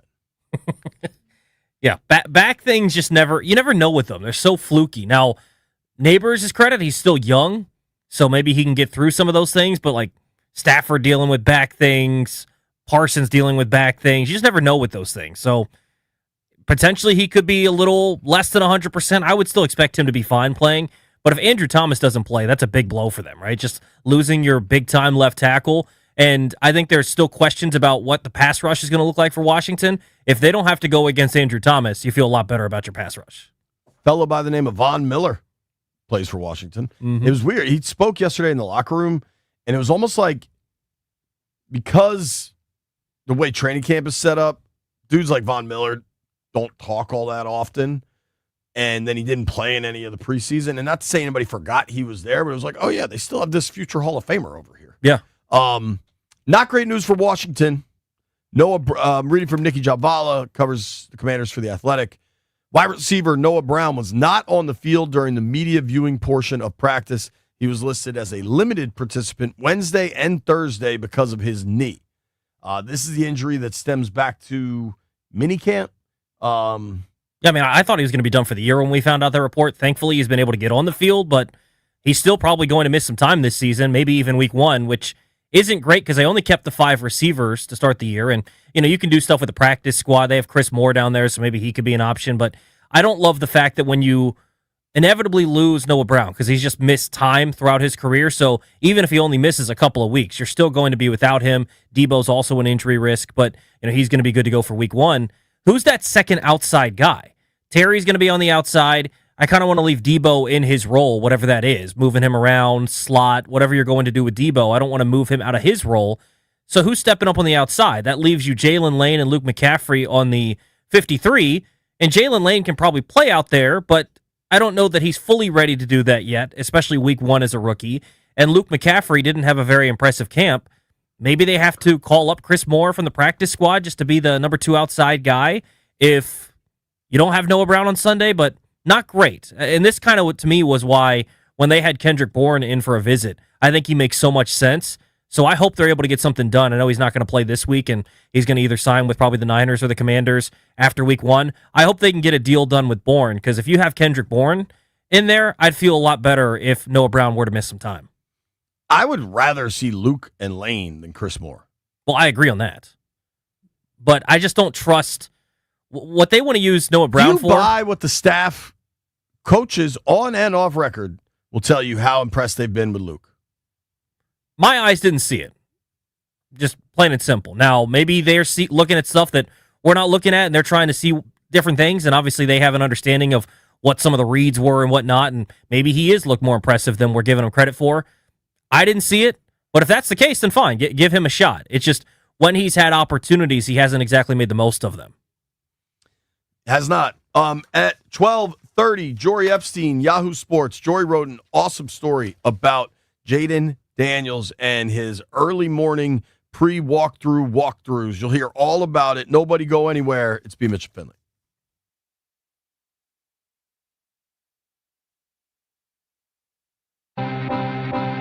Last day of shoe after 2 years of college. Went to LSU with a little more knowledge. Leader of the O, truly was was a pilot, 55 games later, drafted second with the Heisman. He can run, he can pass, he is the total package. Man, we've been waiting for something that's electric. We could feel it in the air, something big is about to happen. Success is his mission, and the ladder he keep climbing.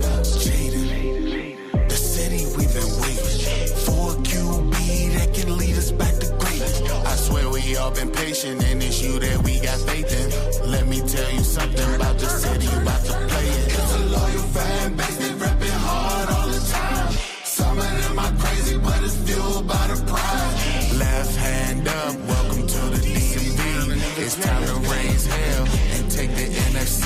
It's a loyal fan base, they reppin' hard all the time. Some of them are crazy, but it's fueled by the pride. Left hand up, welcome to the DMV. It's time to raise hell and take the NFC. We about to get paid, y'all. For sure.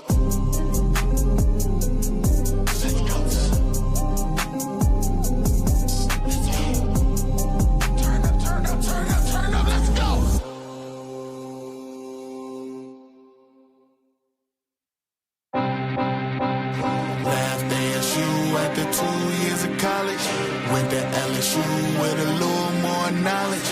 Leader of the O, truly was a pilot. 55 games later, drafted second with the Heisman. He can run, he can pass, he is the total package.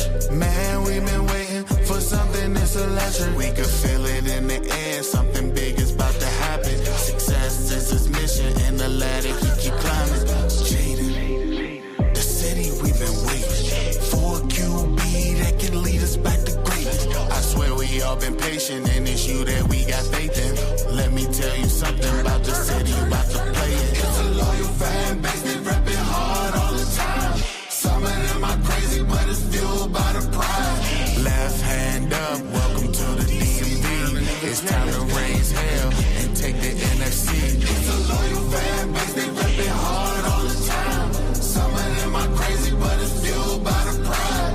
Left hand up, welcome to the DMV. It's time to raise hell and take the NFC. We about to get paid, y'all. For sure.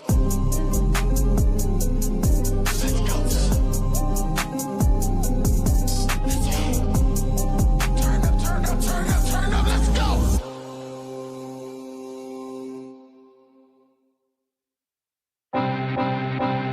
Left ASU after 2 years of college. Went to LSU with a little more knowledge. Leader of the O, truly was a pilot. 55 games later, drafted second with the Heisman. He can run, he can pass, he is the total package.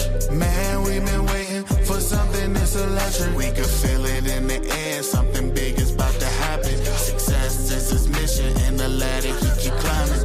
Jaden, the city we've been waiting for a QB that can lead us back to greatness. I swear we all been patient, and it's you that we got faith in. Let me tell you something about the city, about to play it. It's a loyal fan base, they reppin' hard all the time. Some of them are crazy, but it's fueled by the pride. Left hand up, welcome to the DMV. It's time to raise hell and take the NFC. It's a loyal fan base, they reppin' hard all the time. Some of them are crazy, but it's fueled by the pride. Left hand up, welcome to the DMV. It's time to raise hell and take the NFC. We about to get paid, y'all. For sure.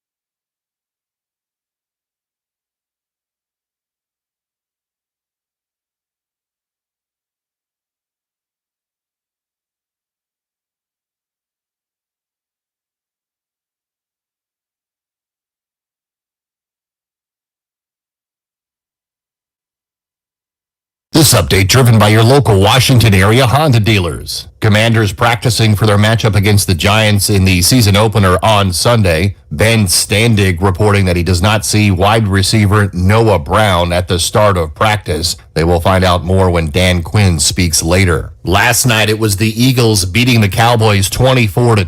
Jalen Carter ejected on the first play for spitting on Dak Prescott. Jalen Hurts on getting A.J. Brown involved late in the game. They were just doing a really good job of matching things in coverage, and, there's some things we got to be better at. Prescott's fourth down pass was incomplete with less than 2 minutes left, allowing the Eagles to hold on. Tonight, it's Kansas City Chiefs against the L.A. Chargers at 7:30 live on The Fan. Nationals baseball against the Cubs today at 1:50 on The Fan. Jake Irvin will get the call. Mercury beat the Mystics 75-69.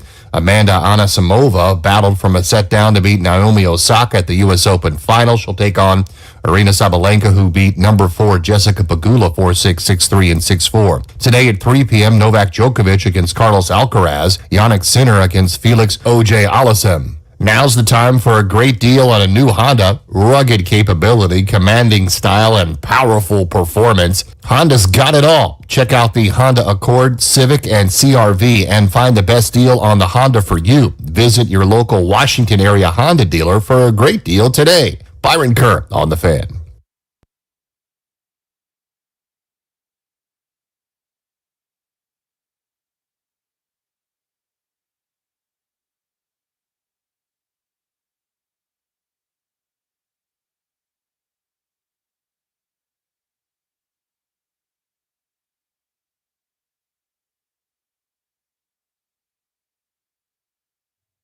When I walk on by. High noon in the District of Columbia. Points along the eastern seaboard. It is a Scotty's Vodka Red Bull Friday, and right now I am fired up to get on the Ruud guest hotline. RUUD. Ruud makes the most reliable heating and air conditioning products in the DMV. Speak with our friend, Mr. Bob Glauber from Newsday. Bob, how are you, man? Thanks for making time for us. You got it. I'm glad to talk and hope all is well. Yeah, dude, we're doing well. We're football's back. We're fired up. Yeah. Let's start with last night. You've covered the NFL, the whole league, everything coming in and out of New York. Last night I thought was a tale of two halves. The first half, the offenses looked good. Then the weather delay rolls in, and everything just was ugly after that. Yeah, I think it was a combination of when you get a weather delay like that in week one, you're kind of hoping for the best on week one anyway. And it looked a little bit better than expected early on. And then you get the delay and then things bogged down. So, it was a good competitive football game. But you're right. It was a tale of two halves. And, fortunately for the defending champs, they just eked it out. Thankfully, we're not talking much about officiating today. It felt like a really well-played game in that sense. But one thing that did pop up, obviously, the Jalen Carter thing, and I think that was properly adjudicated. But the emphasis on the taunting penalties. Nolan Smith got one for flexing over a guy. What do you make of that? The emphasis that they're saying they're going to call more taunting. Do you like that? Do you dislike that? I'm generally okay with it because I think, listen, I always loved celebrations in the end zone, and I kind of got mad when the NFL cracked down on that. The Fun Bunch was one of the best things going in the NFL in the 80s, right? But, at some point it gets a little bit much, and they did make an emphasis in the offseason on cracking down on the taunting penalties. So I'm okay with the individual, you get in a guy's face, and there's a certain line that I just think sportsmanship-wise you don't need to cross. So they are cracking down on that. Now, spitting on a guy is, that crosses every line that there is. So that's a little bit different. But I think that the taunting, the players know this. They've been briefed on it in the preseason. So I'm generally okay with it. But I think you just want to kind of walk a fine line. You want to have it entertaining. You want to have guys be able to express themselves, but without getting ridiculous about it. Yeah, I agree. And the spitting, the amount of Philly fans that are now trying to turn this on Dak. You know what Dak didn't do? Spit on anybody. There's no. That's just nuts to me. Hey, listen, man.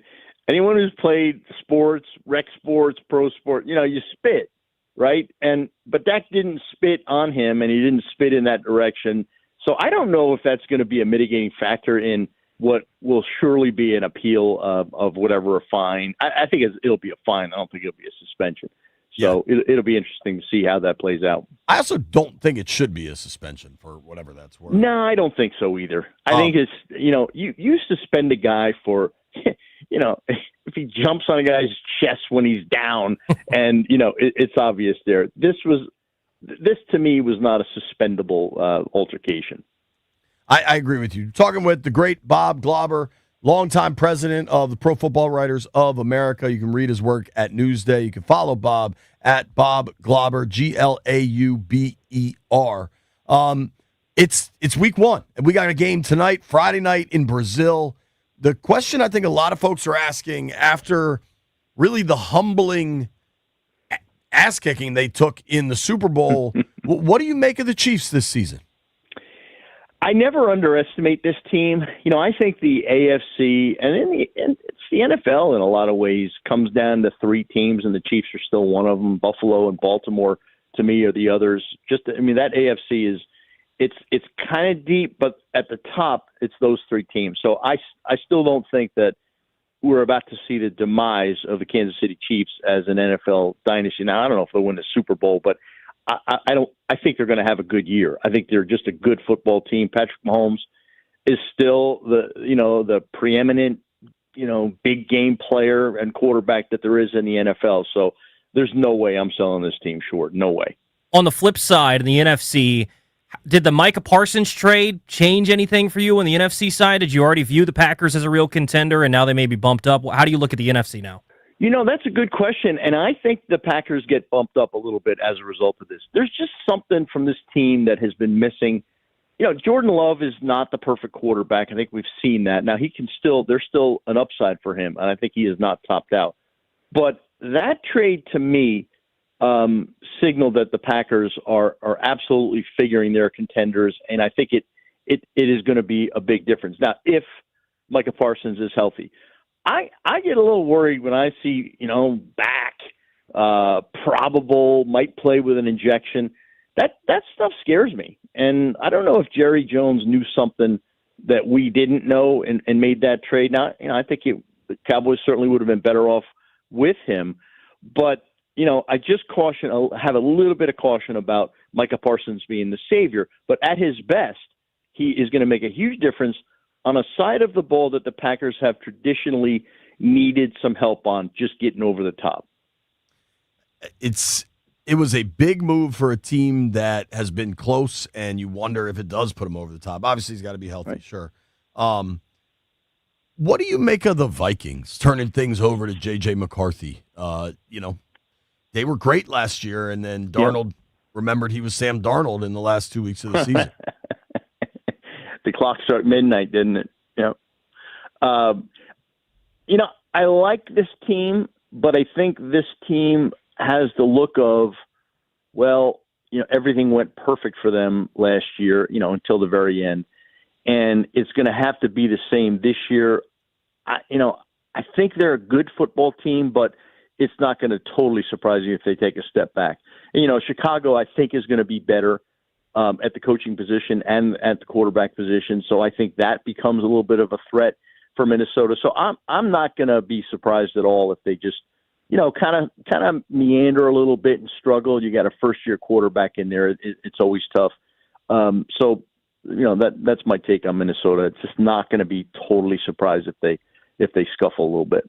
Staying in that division, with Detroit losing both coordinators, do you think that they're able to just overcome that and kind of live up to the new Lions standard, or do you see a real step back with losing both those guys? Yeah, I think Ben Johnson is a bigger setback. I think Aaron Glenn did a really good job, and I think he'll be a good head football coach in New York. I don't know about just this year, but I think overall he's kind of got the tools. But when you lose your offensive coordinator, when Jared Goff has a career year, that is a little concerning. And that that division is kind of stacked. Talk about Chicago getting better. They're going to have to get really better to contend for a playoff. I don't think they're ready for that just yet. But Detroit, I think, I keep talking about all these teams that may take a step back. I don't think Green Bay will, but I think Detroit, it would not surprise me. They had a great year, monster year. And it just didn't come through at the very end, and that's going to live with they're going to haunt that team a little bit, and they got to live with that. And Jared Goff, I like Jared Goff a lot. I like him. I don't love him, and mostly because in big spots, he has just not answered the call. We're talking about the tippy top, Super Bowl, deep in the playoff game, and you saw it against New England, just wasn't there. And when Sean McVay kind of shows he doesn't believe in you, that's a quarterback driven coach who pulled the plug on it and won a Super Bowl the next year. So that's what concerns me a little bit. So I think in that whole division, there's just questions about all those teams. And you talk about Chicago in terms of improving, but it's hard not to improve from being terrible. So but it's all relative there. So I think it's a really intriguing division that is going to have some twists and turns to it. I do too, and it was so top heavy and so good. Another division I think it's fairly wide open is the NFC West. The Stafford back injury situation has really brought into question what the Rams have. Yeah. I hope Stafford makes it through the season because it's always good when the good teams have their quarterbacks for the full season. And this is a good football team if Matthew Stafford can make it through. It's a huge if. You talk about, the back injury with Micah Parsons. It's worse than with Matthew Stafford. I mean, you're talking about a guy who's older. He's got a lot of tread on that, not a lot of tread on the tire left. And, it's definitely a concern. And the whole division, you're right. It is topsy-turvy. Does Arizona finally put it together? I don't know. Seattle, what happens there? Their quarterback situation is going to be kind of weird a little bit. So, and San Francisco, I think it's certainly a well-coached football team. Brock Purdy got the contract behind him. That's settled. But they don't have some of the weapons that he used to have, and that's a question. All those teams, face question marks, and I think for that reason, that division, like a lot of them, it's like, whoa, what's going to happen? That's the beauty of the NFL. You just don't know, and I think on paper, you really don't know with this division. I do want to get to Commanders Giants, but one more. I think the AFC East is Buffalo's for the taking. The AFC North, I think, is Baltimore's for the taking. But what do you make of Cincinnati? They changed D coordinators. Obviously, that offense can move the ball like crazy, but can they stop enough people to get back into a real contender? I hope they can because they're fun to watch.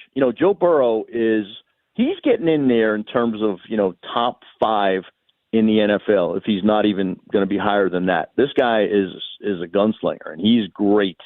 And his defense betrayed him last year, and they did make that change. And so I hope that helps. One thing I found interesting this year is that, they played the offense more in the preseason, which kind of goes against that idea that, well, you don't need to play him in preseason. Don't expose this team to injury. They've got to get off to a better start, and that's been their bugaboo the last couple of years. They haven't started well. And in order to avoid that, the players, the starters, played a little bit more than they're used to in the preseason, which I think is an indication that they got to get ready and got to get out to a better start to contend with Baltimore, which I still think is the class of that division. I just like them. They're well coached. Lamar is just such a dynamic quarterback who's getting better. Love watching the progression of that guy. And I think, now it's time to measure Lamar Jackson as, hey, what are you doing in the playoffs? You've got every regular season award there is. MVP is like a lock for this guy almost, or certainly in competition with it. But it's what happens in January and February, and that's where this team is at, and that's where this quarterback is at. So I still like Baltimore as the class of that division. Getting into the local team, the Commanders getting set to take on the Giants on Sunday. From an outsider perspective, what's the expectation you have for Washington coming off a year where they go to the NFC Championship game? In the course of history in the NFL, we've seen these kinds of teams take a massive step forward one year. And that's awesome. And then that's why this league is set up so well. The draft rewards the worst team, so you have a chance to get better quick. So Washington right now is in that situation where they've got to guard against that inevitable, sometimes inevitable, step back season. And it's very common. So, don't be surprised if there are some scuffles along the way. I don't think it'll happen this week, but that's the challenge that Dan Quinn and Jaden Daniels face, is everything going so well. The Hail Mary last year, it was magic. There was magic in that season. There's no question. And there's magic in that quarterback. But now it's a little bit of a grind, and the expectations are higher. If you don't perform, then the pressure gets more. So that's the challenge that they face, and I think that again you have that I just call it a step back season, and that's the danger that they face. Certainly, but specifically for this weekend with the Giants coming to town, Giants kind of rebuilt that team. You get Russ Wilson as your starting quarterback, basically a placeholder until they decide it's Jackson Dart time, or until things start to go bad and the coach gets desperate. What do you think of this weekend's matchup? I mean, New York does have what looks to be a really strong pass rush. Yeah. The defense, I think, is going to be the strength of this football team. And you're right, the pass rush is better. And I think that with some luck and with some maybe, good plays and a pass rush that can perhaps force a turnover, although Jaden Daniels is just so good at protecting the football, there's a chance. And I think it would happen on defense. Offensively, listen, Russell Wilson, he's been with 4 teams in the last few years, and what does that tell you? All right, it tells you that he's kind of an aging veteran who is just not as effective as he once was, and it's fine. It's better than what they had, and Jackson Dart, he did well. A second-string quarterback did well against second-string players and third-stringers in preseason. Great. Well, when the rubber meets the road in a regular season, things get ramped up. Teams show real stuff on defense, and it's different. Now, Andrew Thomas, we don't know about him. He's got the foot injuries. He's a very good left tackle when he's healthy. If that's a problem and Russell Wilson gets under a pass rush, he's just going to duck out of that pocket, try to scramble, try to get a big throw down the field. But he can't do that as well anymore. We've seen it. You saw it in Denver. You saw it in Pittsburgh. So it's just not going to be a surprise if that offense kind of bogs down a little bit early. And Jackson Dart, the chance go up early for Jackson Dart. It's impressive that he passed Jameis Williams in training camp to get that second position. That's great. But it's a long way from having a really good preseason as a rookie to transferring that on the field, in the regular season in October and November. And that's the time you would see him if this team really does struggle. And the call does go to Jackson Dart. It's going to be really interesting to see. You think Washington gets it done Sunday, it sounds like? I do. Yeah, I do. Home field, I think, means something.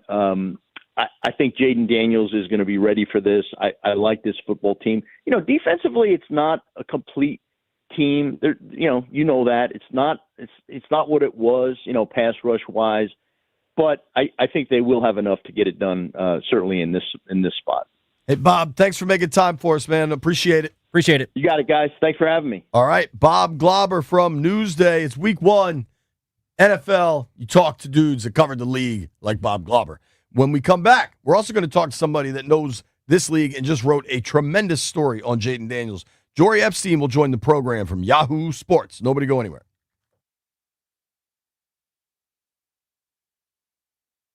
The inspiration for this song is just the events that happened in the season, man. Let's do it. This is wrapping up the 24-25 regular season, and we still got some crank to come for the playoffs. Let's crank it. Let's go. It's been a hell of a season, and I'm excited for the future that's coming. But I need to put the NFL on notice. Tell them, Washington, back up! We up, we back up! We up, we back up! We up, we back up! We up, we back up! We up, we back up! We up, we back up! We up, we back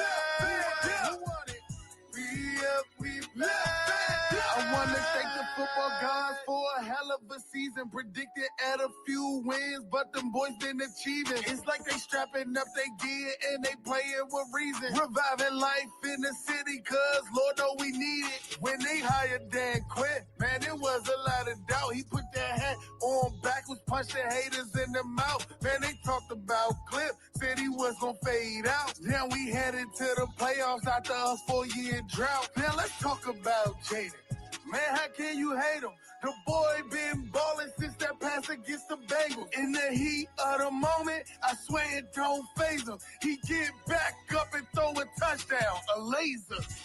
We up, we back. All right, so far this is really, really good. We up, we back. We up, we back. We up, we back.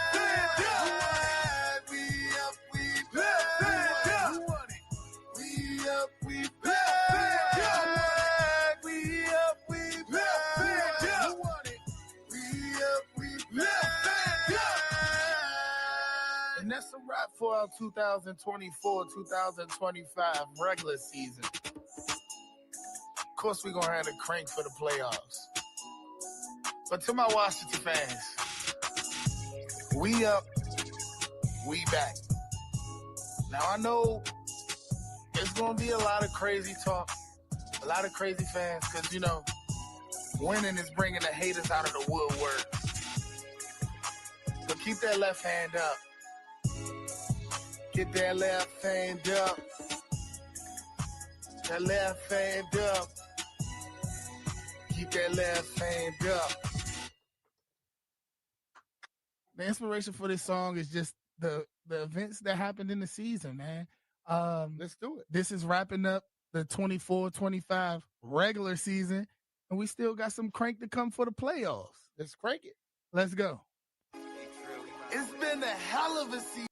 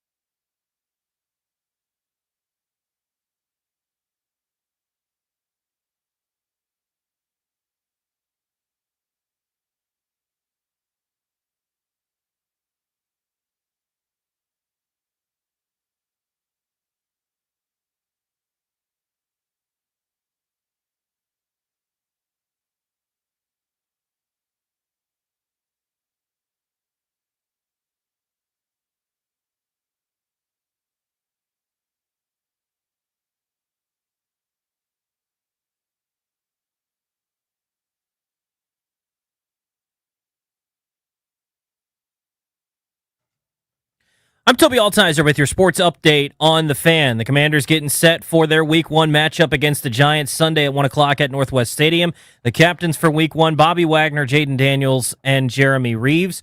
Dan Quinn said that Noah Brown and Jonathan Jones both had rest days today, but should be good to go for Sunday. For the Giants, Malik Neighbors didn't practice today, but Brian Daboll said that he should be good to go for Week 1. Last night, Eagles kicked off the season with a win over the Cowboys 24-20. Tonight, Game 2 of the NFL season, Chargers and Chiefs in Sao Paulo, Brazil. 8 p.m. kickoff. You can hear the game right here on the Fan. College football tonight. The Terps in action taking on Northern Illinois at home, 7:30 kickoff. Coverage beginning at 6:30 over on the Team 980. The Hokies in action tomorrow for their home opener against Vanderbilt, 7:30 kickoff. You can hear that game right here on the Fan. And to baseball, the Nationals on the road taking on the Chicago Cubs at Wrigley today. 2:20 first pitch. Can hear the game right here on the Fan. Jake Irvin takes on Javier Assad. From the Crop Metcalf 5-Star Sports Desk, I'm Toby Altizer on the Fan.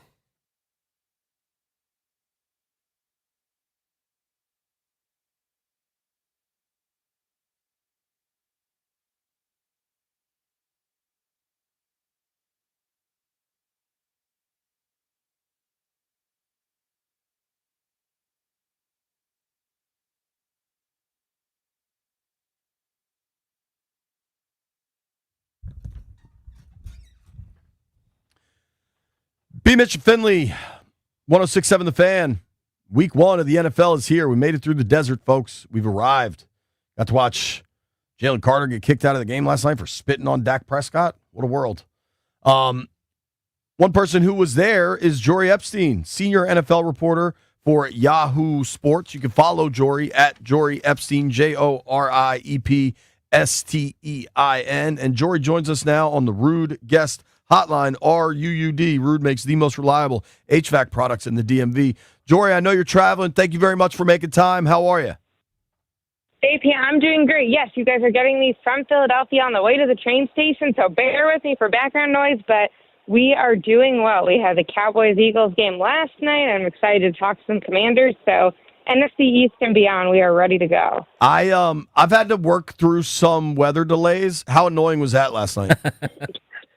I know we were wondering how long it would go, and then it's minimum 30 minutes. It ends up being closer to an hour, a 15-minute warm-up period. I was joking to the reporters in the press box, can we just go to the locker room and interview now? Everybody's there. Let's just get this done. Everyone gets home earlier.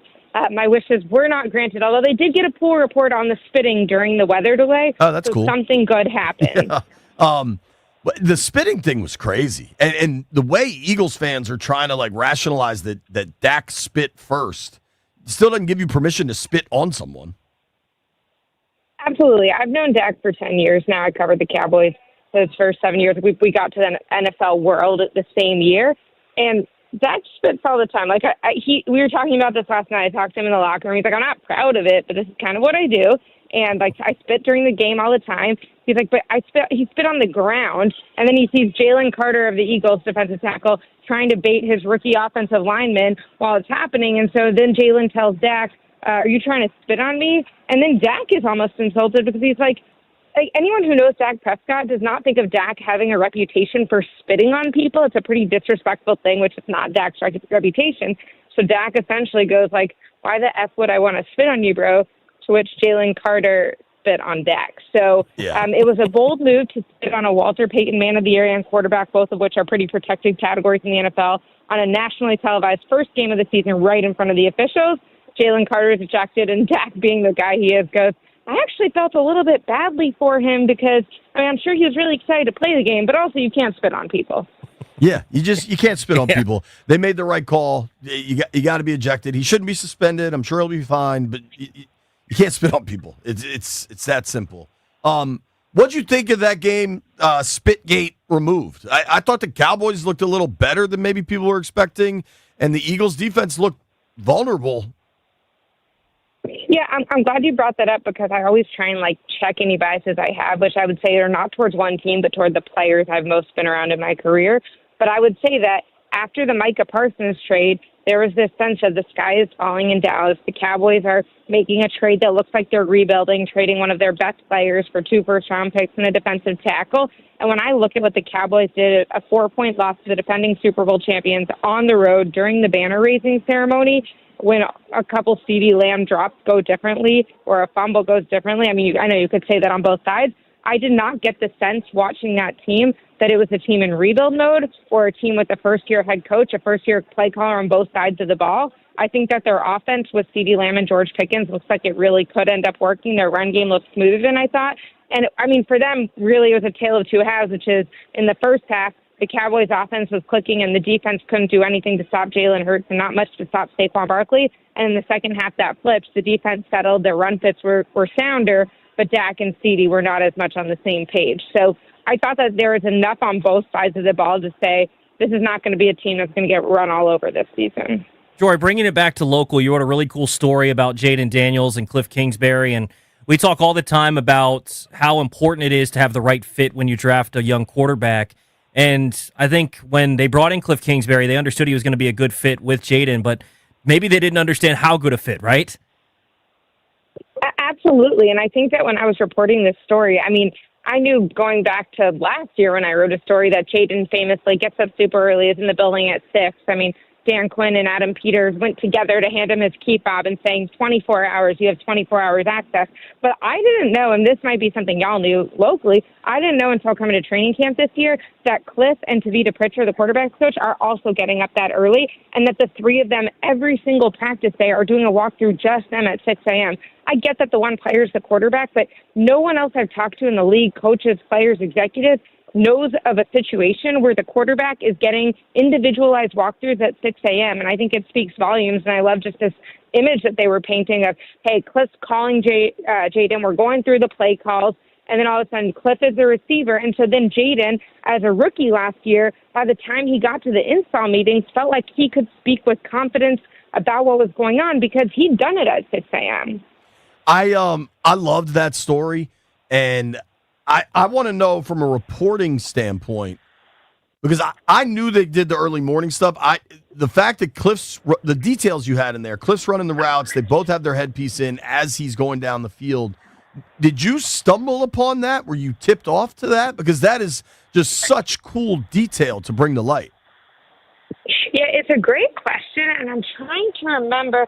I think DQ was the first one who told me Cliff was there every morning. I'm trying to remember the exact order, because I think I ended up hearing about it from Cliff, from Tyler Biotish, from Tavita, from Jaden. But I know that it was not Jaden. And then when I talked to Jaden for the story, I was like, wait a minute, I knew you were doing this, but everyone's doing this?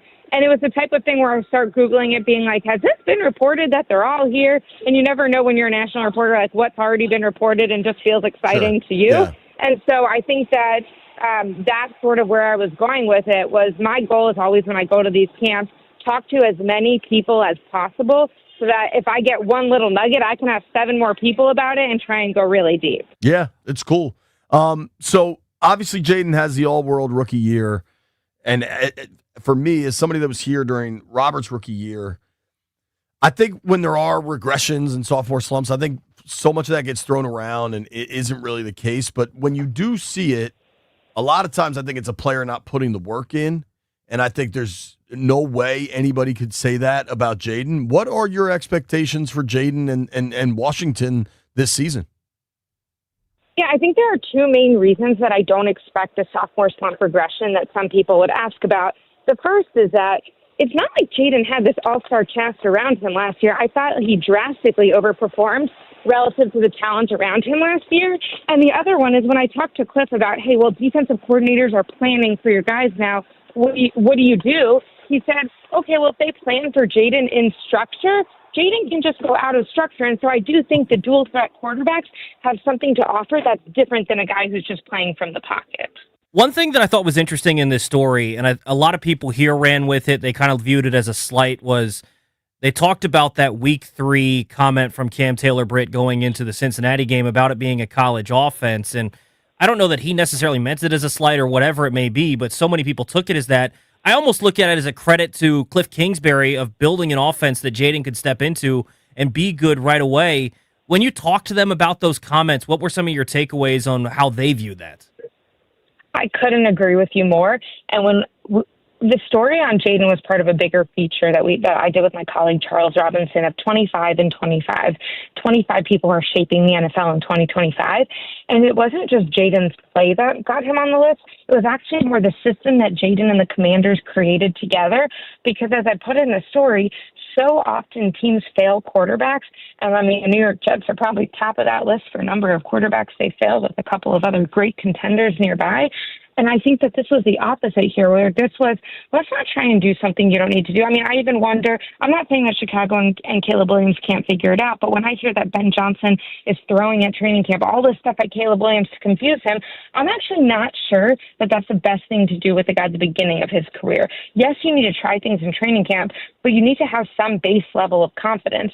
And so what Cliff and Tavita and that coaching staff did with Jaden, even from before they drafted him, because again, as you guys know even better than I do, Washington knew what they had. I mean, they knew Caleb was off the board. Now you can start planning around your guy because you're the second pick of the draft.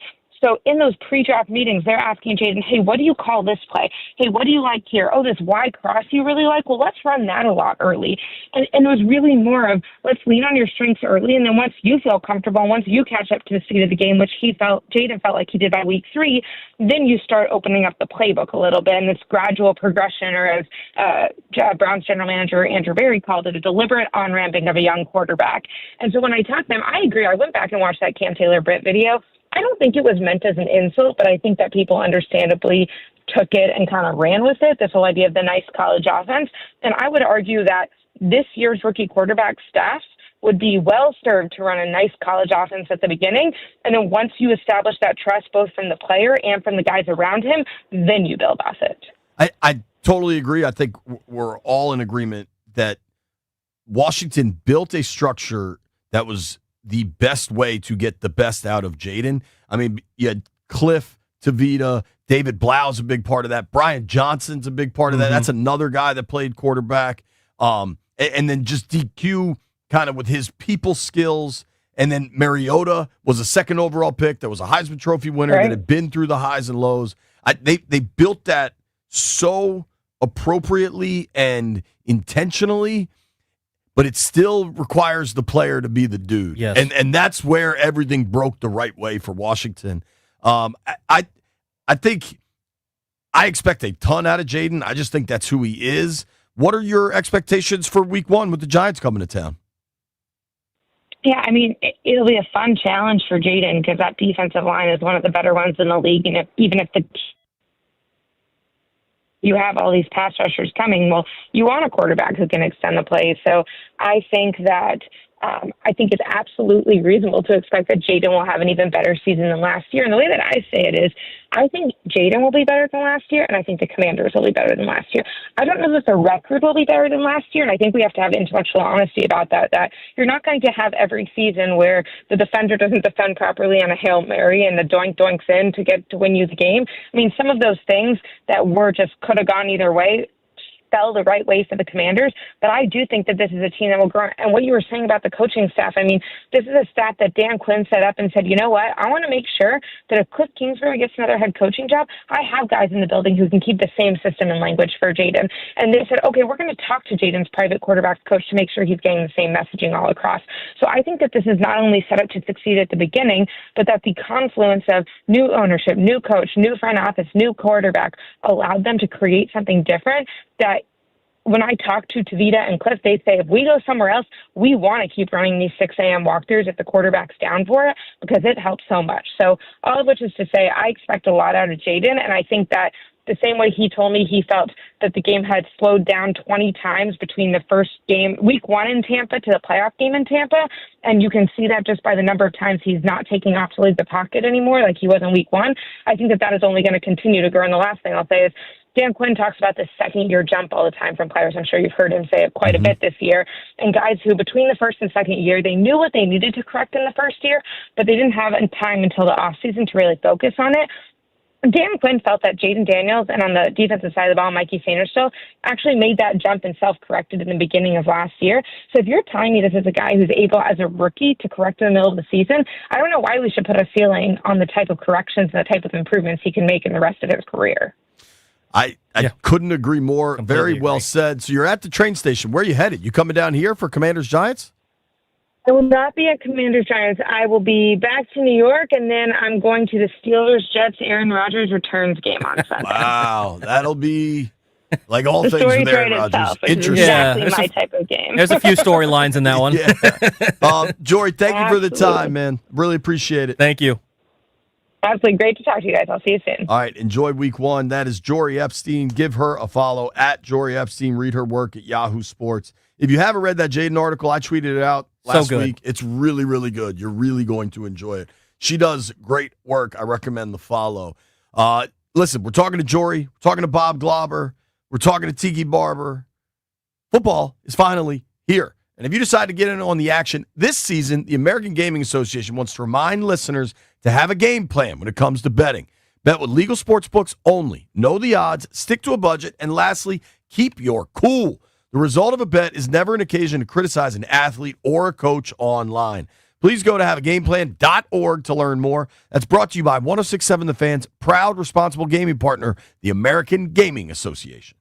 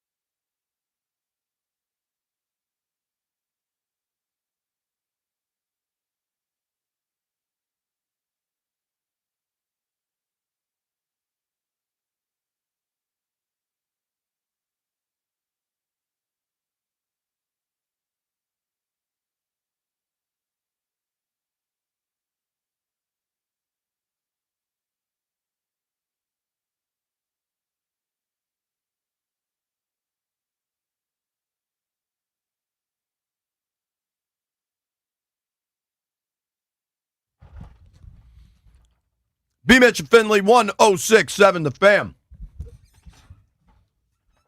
I have a question for the room.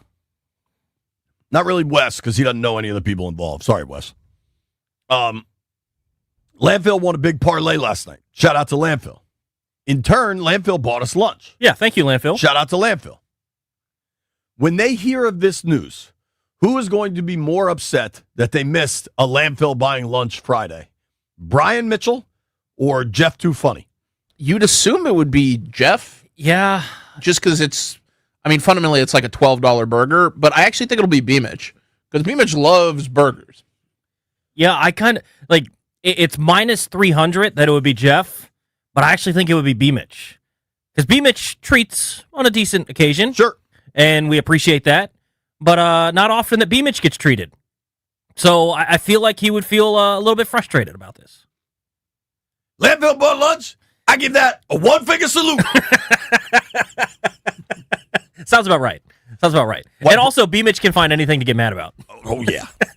He's still mad at me he thinks I'm going to prison for taking a pen from my office at NBC. Toby's right about that. He does find anything to get mad at. Do you remember a couple years ago whenever the Commanders would win a game and BMitch would come in angry the next day? The Heineke era? Oh, man. He was so mad. And I understood it because it was like, you're building to nothing. It's the bridge to nowhere. And like, what real champions strive for is building to championships. Yeah. People would call in happy that they won and BMitch would start fighting with them. Yeah, thankfully we're past that era, right? The best was, I don't know if it was this week or last week, but like B and I were dealing with some annoying stuff, like work stuff. And then the show started, and B was so mad to start the show. And my boy Derek texted me. He's like, man, tell B to calm down. It's 10:10 a.m. I was like, you have no idea. I also have a question. So Landfill bought us Shake Shack burgers. Quite good. Very good. Are these made on a griddle? How does Shake Shack cook? This doesn't taste grilled. It tastes like a different. I think it's a griddle. They're not smash burgers, are they, Landfill? Because they're a little thicker than a smash burger. I just know that it's meat on a bun, and I'm happy. I also like that we don't have to have the silly argument of what constitutes a cheeseburger at Shake Shack like we do at Five Guys. Because at Five Guys, I order a cheeseburger, and you guys all try to cheeseburger shame me. It's, I get a cheeseburger. I don't know what's wrong with that. I'm not trying to cheeseburger shame you. I'm just asking for clarity because Five Guys on their menu has something called a cheeseburger, and you say you want a cheeseburger, but you don't want the cheeseburger from Five Guys menu. You want the little cheeseburger. Landfill, as you said, meat on a bun is a cheeseburger. That's what I want. Oh, is this a dude from Australia calling? My man Wes, that was a lot of enthusiasm from Wes right there. Fired up. Wes, God bless him. On the call screen here, he wrote Josh-Australia parentheses country. Just in case I needed clarification. As if it's a city or town in Virginia. I love it. Love it. Yo, Josh, what's up, dude? Thanks for calling. What's up, Josh? Yeah, how are we? We're good, brother. How excited are you for week one? Oh, mate, that excited. And watching Dak be the useless quarterback that he is this morning was a blessing. What'd you think of him getting spit on? He still throws it behind everyone. What time is the Commanders game in Australia? On Monday. It'll be 3 a.m. Oh, you going to be up for that? Yeah, of course. I mean, hell, what time is it right now? And what day is it? Are you in the future? I am in the future. I remain in the future. It is 2:53 a.m. Oh. If you're in the future, did Maryland cover the 17 and should I put a mortgage payment on it? Don't put a mortgage payment on anything. And 17's a lot. 17 is a lot. It is. Josh, we haven't even opened the phone lines up yet. We were going to do that at 1, but since you're in the future, you call whenever the hell you want. Give us your key. I did. What? Give us your keys to the game and your prediction for Week 1 Commanders-Giants.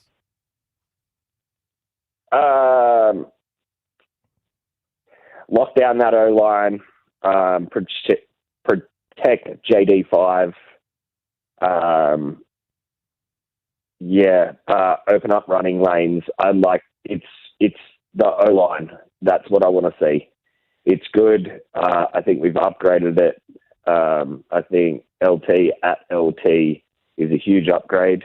I want to see him barreling people over with Bobby running behind him.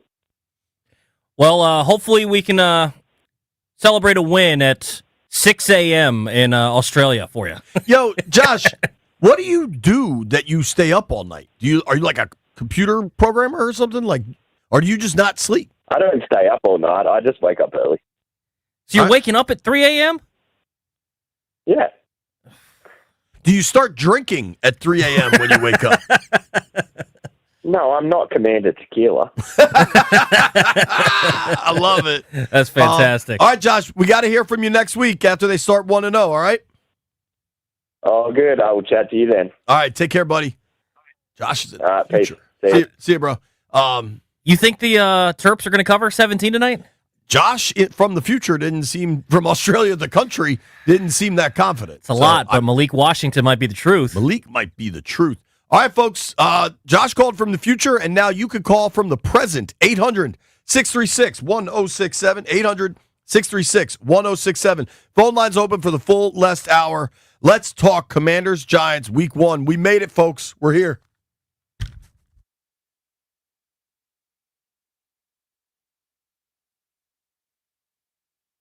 Everybody keep talking about we lucky.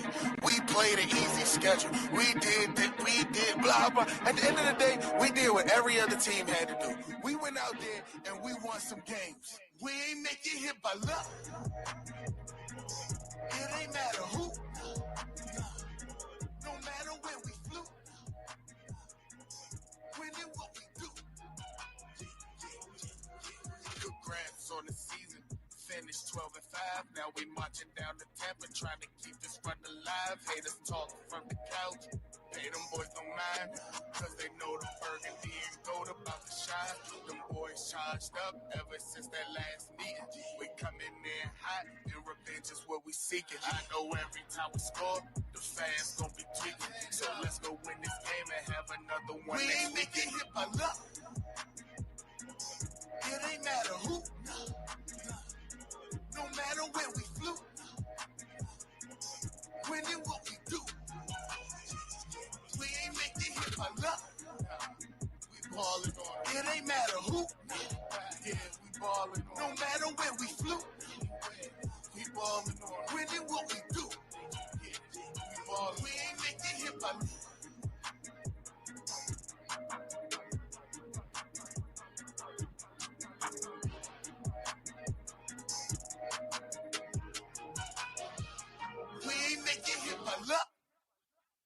Everybody keep talking about we lucky. We played an easy schedule. We did blah, blah. At the end of the day, we did what every other team had.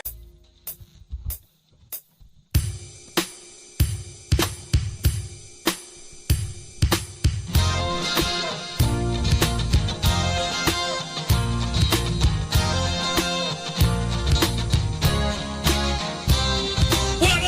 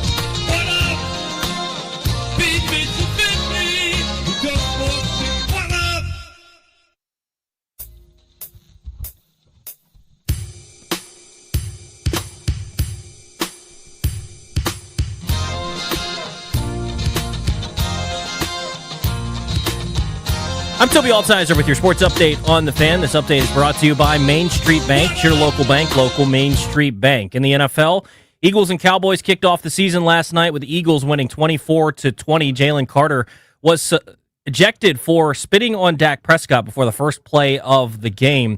The NFL is going to review Jalen Carter's actions last night for a possible additional suspension. Commanders getting set for the Giants on Sunday, 1 o'clock kickoff at Northwest Stadium. The captains for the game going to be Bobby Wagner, Jaden Daniels, and Jeremy Reeves. Taking a look at today's injury report, Dan Quinn said that Noah Brown and Jonathan Jones both had rest days today, but they should be good to go for Sunday. Malik Neighbors didn't practice for the Giants, but Brian Daboll said that he should be good to go for Sunday as well. Tonight, Week 1 continues with the Chargers and the Chiefs at 8 o'clock. You can hear the game right here on The Fan, the game being played in Sao Paulo, Brazil. College football tonight. Terps in action, taking on Northern Illinois at home. 7:30 kickoff. You can hear the game over on the Team 980 coverage beginning at 6:30. Virginia Tech in action tomorrow, their home opener against Vandy. 7:30 kickoff. You can hear that game right here on The Fan. Baseball, the Nationals taking on the Cubs. 2:20 first pitch today right here on The Fan. Jake Irvin takes on Javier Assad. Main Street Bank is a business-focused community bank proudly serving the DMV since 2004. Visit mstreetbank.com to learn how to put our team in your office. Main Street Bank, member FDIC, equal housing opportunity lender. From the Crop Metcalf 5-Star Sports Desk, I'm Toby Altizer on The Fan.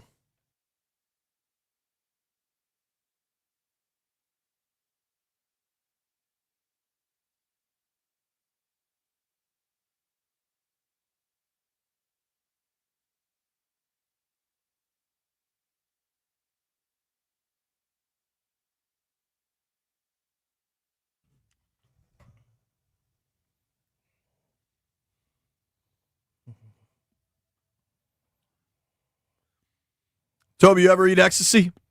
No. Glad we cleared that up. It is a Scotty's Vodka Red Bull Friday on B.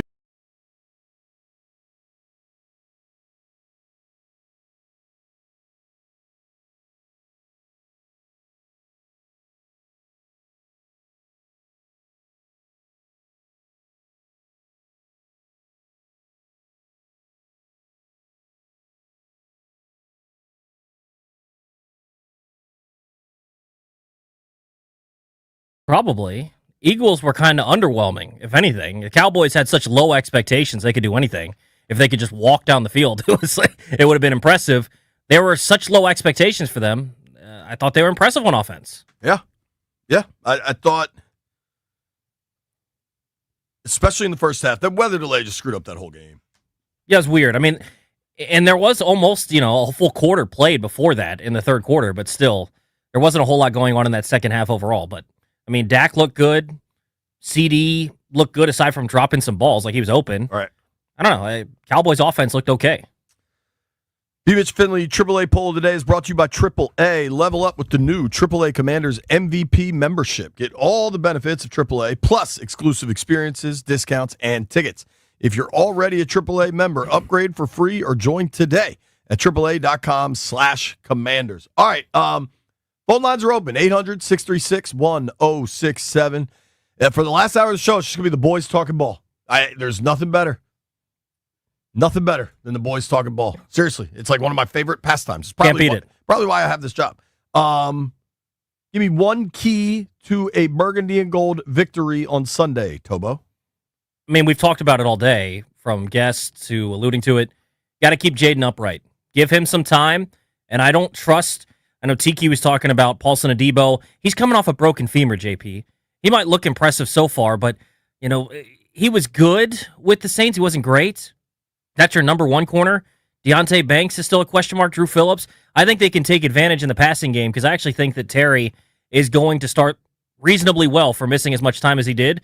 If they can stop that pass rush or at least neutralize it a little bit, and who's to say that they're not going to blitz like the Dallas did last night and not keep their integrity and let Jaden outside the pocket. But if they can keep him upright, I think Jaden's going to have a field day. I think Jaden is going to be so flipping good. Yes, the Giants have invested a lot in the pass rush. We had Bob Papa on yesterday, who calls Giants games and has been close to the Giants organization for 30, 40 years.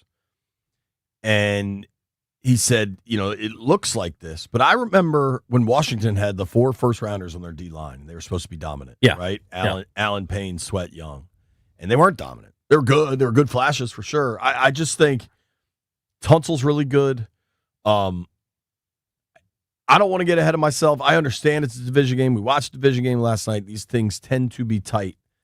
I think Jaden is so ready to be great. And I've watched just about every throw this summer. I just think he's so dialed. And, yeah, you got to protect him, but I think he'll also protect himself. Yeah. And his ability to make plays when they're not there. I thought, forgive me, I can't remember if it was DQ or if it was Cliff, but somebody got asked about, like, hey, it's really hard to stay so successful on 4th down. It was DQ. And he owned it. He's like, yeah, we know that. It's the level of success we had on 4th down last year is hard to do, but we try to consider a few different things. We want to really know where our kicker's good from, so we know in our minds in advance where we're going for it, and that can impact our 3rd down play calls. So it's not willy-nilly. You know what I mean? Like, it's not Riverboat Ron going with his gut, right? We've heard this story 1,000 times. It is extremely data-based when they're going for it on 4th down. And so DQ said, we got to know where our kicker's comfortable. We got to know where we're going to go for it. And sure, there could be some regression, but we also got Jaden. Yeah. And I keep going back to that because 100%. I think it's a difference. It's kind of crazy, and it's going to sound crazy when I say this, but hear me out. It almost feels like Commanders fans, they love Jaden so much, but they're almost underrating him going into this year, JP. It's almost like they think he's special, but they're like, oh, I'm nervous the offense could start slow or this and that. If you need to feel better about Sunday, if for whatever reason you're a little uneasy, go watch Jaden Daniels highlights. That guy's going to be fine. Like, that dude is already one of the most special quarterbacks in the league. And so no matter what matchup you step into, you feel good about it. You've got the better quarterback, with the exception of maybe if you're facing Lamar or Josh Allen or Mahomes or Burrow, and that's about it. So stepping into Sunday's game, not saying it's going to be a cakewalk, but you're stepping in with a quarterback that is hands down the best player on the field. And when you've got that, you've got the advantage in any matchup. So I'm not worried going into Sunday. Not saying they're going to win definitively, but I'm not that worried going into Sunday because you've got a star. And the thing that I've said throughout the offseason, he's shown on the field that he's a special player. But you just heard from us talking with Jory Epstein. The thing that I bet on with Jaden isn't necessarily the ability on the field. The work. It's the guy. It's the prep. I can bet on Jaden Daniels putting in the necessary work to be ready to go. And so with that, I'm not that nervous about Sunday because I just have to watch one Jaden Daniels throw. I mean, the uneasiness of the Terry McLaurin situation, JP, going all throughout training camp and all these things. I'd walk out to camp and watch Jaden throw one ball. I'm like, you know what? Even if things go south, it's okay. They've got 5. Dude, Tischler and I did this on the Beltway Football Show yesterday. Like, we were doing this game breakdown, and I really believe the Giants' D-line is their strength, right? Yeah. I get that. I think Washington's O-line now is a strength. Like, acquiring Laramie Tunsil is a really big deal, and then you draft a first-rounder that's going to play right tackle for you. Allegretti or Wiley, I don't know. We'll find out. I kind of think they're leaning Allegretti. We'll find out Sunday. Brandon Coleman showed real guts last year playing left tackle as a rookie. And there was good and there was bad. But I think Brandon Coleman at guard could be really good. Biotish is really good. Like, I acknowledge every game in the NFL is a threat. Teams can lose whenever. Yeah. Like, you can old takes exposed me here if you want to. Like, obviously New York is a threat. They're a good football team. They have good players. Like, it's the NFL. If you could predict the NFL week to week, you'd be a very rich person. You can't. But all that said, I always circle back to Jaden. Like, all roads lead to Jaden. You know what I mean? And what Tischer and I got into it yesterday is like, we were all really concerned about the Terry thing. I wasn't. I always thought they'd get the Terry deal done. And we didn't waver from that on this program. And I'm not concerned about Terry, like, not being there long enough. If you are, you're entitled to it. Like I can understand the logic if that's a concern, but it's not a concern for me. Now Malik Neighbors is a concern. Yeah. Dexter Lawrence, right? Like there's definitely questions about the team, but this is what frustrated me with, the big article this offseason about how lucky the Commanders were. How lucky is it when Patrick Mahomes has the ball last and his team wins? Is that lucky? Because I don't think that's lucky. I think that's having one of the best quarterbacks in the league and him going out there and doing his thing. How many times last year was it Jaden Daniels had the ball last and his football team won? That's not luck. That's having the better quarterback. That's what happens in the NFL. They practice it. People, I think, really underestimate the impact hiring a dude like Dave Gardy made.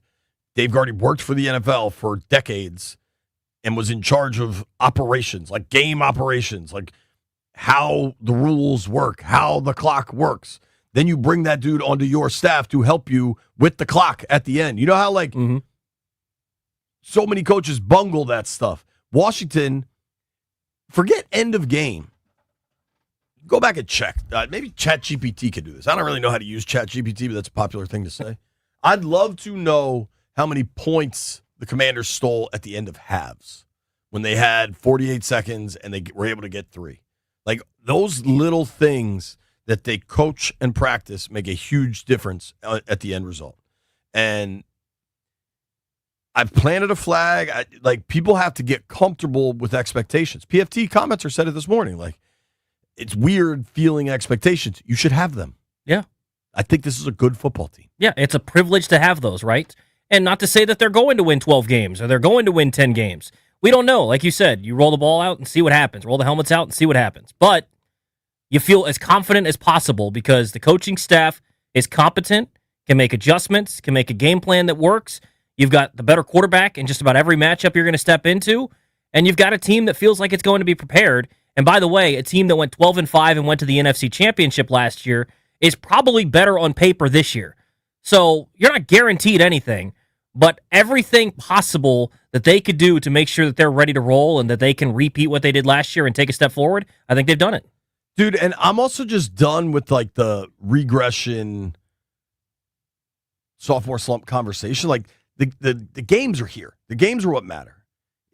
They go 10-7 and win the wild card game. Like, is that bad? You know what I mean? No. Like, to me, it's make the playoffs, try to win the division. And then the win total count is every year in the NFL, every season is a living, breathing organism that shifts and grows and shrinks and moves throughout a 17-game, 18-week marathon of a meat grinder.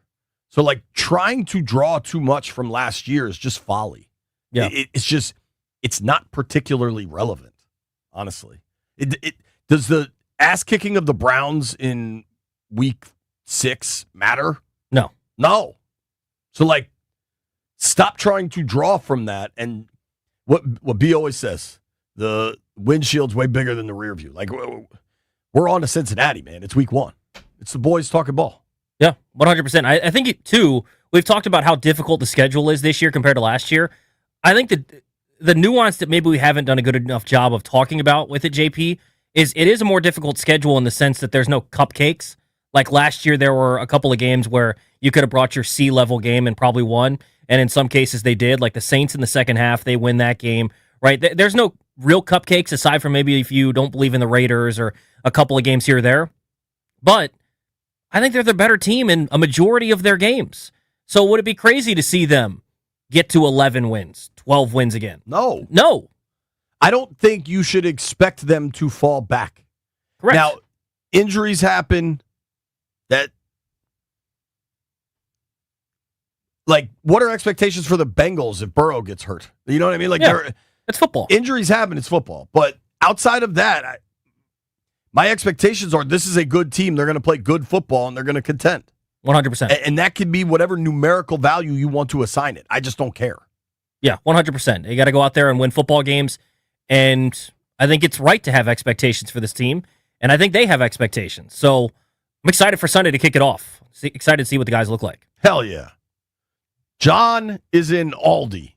Johnny, it's the boys talking football. What's up? What's up, guys?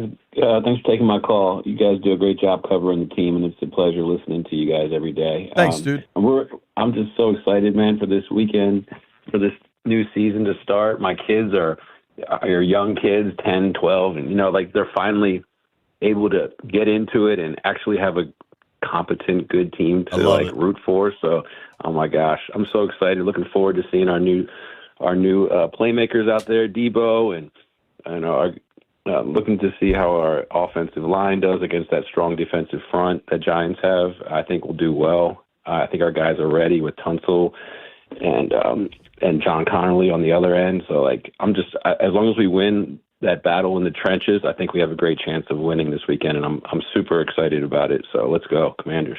Thank you, brother. Appreciate the call, John. I'm excited to see Connerly in his debut. Interested to see what the Giants are going to do, throwing different guys at him. But I've been impressed by some things that I've seen. I think there's some places he needs to grow. But you're right. I think that offensive line is now a strength of this team, and it hasn't been the case in quite some time. Should we dial this in? Predictions? Sure. Confidence level? Sure. I think you and I feel, listen, my confidence is not guaranteeing victory, right? But I think they've got a good team. I think they're going to be ready to play. And assuming all things fire correctly, they win the game. Correct. So I would say I'm confident. Yeah, very confident. NFC East games are tricky, man. I get all the stuff. They barely beat the Giants twice last year. I get it. Well, and people that are worried that they're maybe going to start slow, I can understand that because of the various factors that they can point out. You can also look at last night's game when both offenses didn't play a ton in preseason, and both of them just marched right up and down the field in the first half and were firing all cylinders right away. So, yeah, there's some weird things that can happen, but I feel pretty confident they're going to step out there and be ready to roll week one. And if they play their best football and they play to their standard, they're going to win the game against the Giants. White Brian, you're a Giants fan. You're here sometimes, and you listen to us talk about the burgundy and gold with some frequency. You're aware of last season. You're aware of this season. You're aware of the change from Tommy DeVito to Russ Wilson. You're aware of the addition of Abdul Carter. You're aware of the addition of Deebo Samuel. How are you feeling going into this game? I'm feeling good in terms of I think the Giants have something to prove. I think that D-line's really good, and it's going to be a very competitive game. The issue arises when it's a close game and number 5 on the Commanders has the ball to win the game. So your confidence level as a Giants fan of a Giants victory? 3.5. Only way they win is if they are up double digits in the fourth. 3.5 out of 4, 3.5 out of 10, 3.5 on what scale, sir? 3.5 out of 10. Okay. Okay. Professor Landini, you are here regularly. That is correct. Landfill, of all the people, Landfill is the most dependable. Yes. Remarkable. That's true. I mean, that tells you what the scene is like on the BMitch Finlay program. Professor Mulligatawny. That's correct. Confidence level going into Commanders Giants. Extremely high. I have complete confidence in Jaden Daniels. I'm just going to say 10 out of 10. 10 out of 10. Yeah. They're getting this done. I have zero faith in Russell Wilson anymore. He's on, his 4th team in 4 years. That's the sign of a guy who's not good anymore. It's also, he's got to be a pain in the ass. Yeah. At some point, you're a pain in the ass, dude. Giants ain't getting it done. Commanders win. Landfill's a 10 out of 10. I love that. Toby tells us how high he goes when we return. It's BMitch Finlay.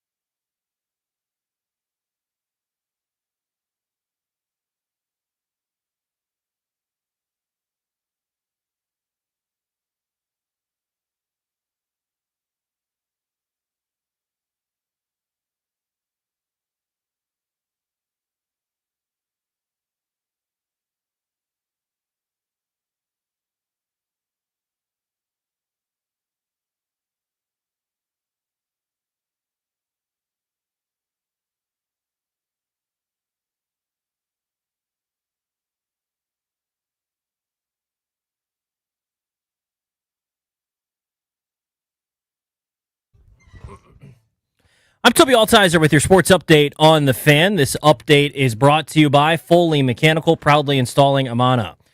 In the NFL last night, the Eagles beat the Cowboys to kick off the NFL season 24-20. The Commanders getting set to take on the Giants on Sunday. The captains for the game, Bobby Wagner, Jaden Daniels, and Jeremy Reeves. Dan Quinn said earlier today that Noah Brown and Jonathan Jones were both out of practice today for veteran rest days, but should be good to go for Sunday. For the Giants, Malik Neighbors didn't practice today, but Brian Daboll said he should be good to go on Sunday. Tonight, Week 1 continues. Chargers and Chiefs at 8 o'clock. You hear the game right here on the Fan. That game being played in Sao Paulo, Brazil. College football, Maryland taking on Northern Illinois tonight, 7:30 kickoff on the Team 980. Hokies in action against Vandy tomorrow, 7:30 kickoff in the evening. You hear the game right here on the Fan. Baseball, Nats and Cubs, 2:21 pitch right here on the Fan. Jake Irvin takes on Javier Assad. Football season's heating up. Is your house? Call Dan at Foley Mechanical. From HVAC to boilers to radiator heat, they're the pros across D.C., Maryland, and Virginia. Privately owned, proudly installing Amana. Foley Mechanical, no gimmicks, just game-ready comfort. Visit FoleyMechanical.com. From the Crop Metcalf 5-Star Sports Desk, I'm Toby Altizer on the Fan.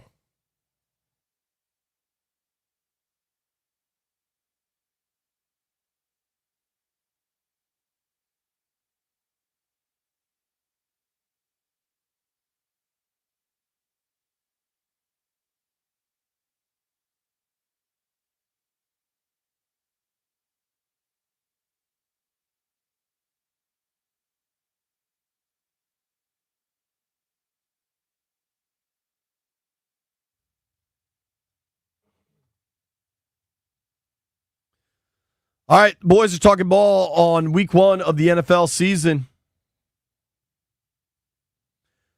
Toby, what's your confidence level? Commanders get the dub this weekend. 8 out of 10. There are definitely scenarios. It's the NFL. Any given Sunday, anything can happen. But I'm pretty confident this team is going to come out and give a good performance, give their best effort, and I think everything's on the Commanders on Sunday. If they play well, they win the game. Toby says everything's on the Commanders. If they play well, they win the game. What does Rusty in Delaware say? Rusto, what up? Hey, fellas, how you doing today? What's going on, man? So my confidence level is high, too. I'll match that, Toby. I'll be at 8 out of a 10. I think the keys to the game are the defense can't give up any big explosive plays. I'm really interested to see what the secondary is going to do. I think there's a lot of promise in that. And I also think that McLaurin must score. And I have a really cool scenario, if you don't mind me sharing. I sit down there 110, row 10. There's a lot of activities there in the end zone. And typically when there's a celebration at halftime, things kind of start getting going before the end of the half. I'd love to see Terry score in our end zone with Santana there getting ready to go out for the Ring of Fame ceremony. And that would just be icing on the cake of the first half in the offseason. Commanders win 34-14. Let's go. There you go. I like it, Rusty. Thanks, buddy. Love to see Terry in the end zone. 20-point victory, and his confidence level's only 8 out of 10. What would it be if it were 10 out of 10? Eli's in D.C. Eli, how confident are you? I'm very confident. Thanks for taking my call, fellas.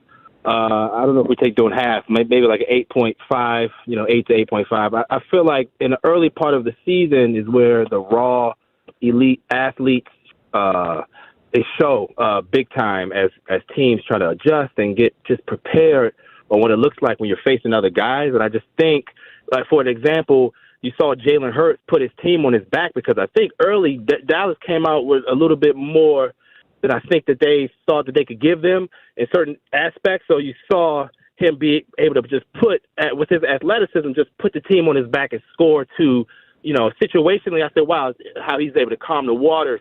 And I think we have that type of situation at quarterback. When you have that player, it's just like I like our elite athletes. I like Debo and Terry, what they can bring. I like athleticism at on the line. I think Bates is going to be real helpful for us in his first week because that's 6 guys right there. You talk about a front 7.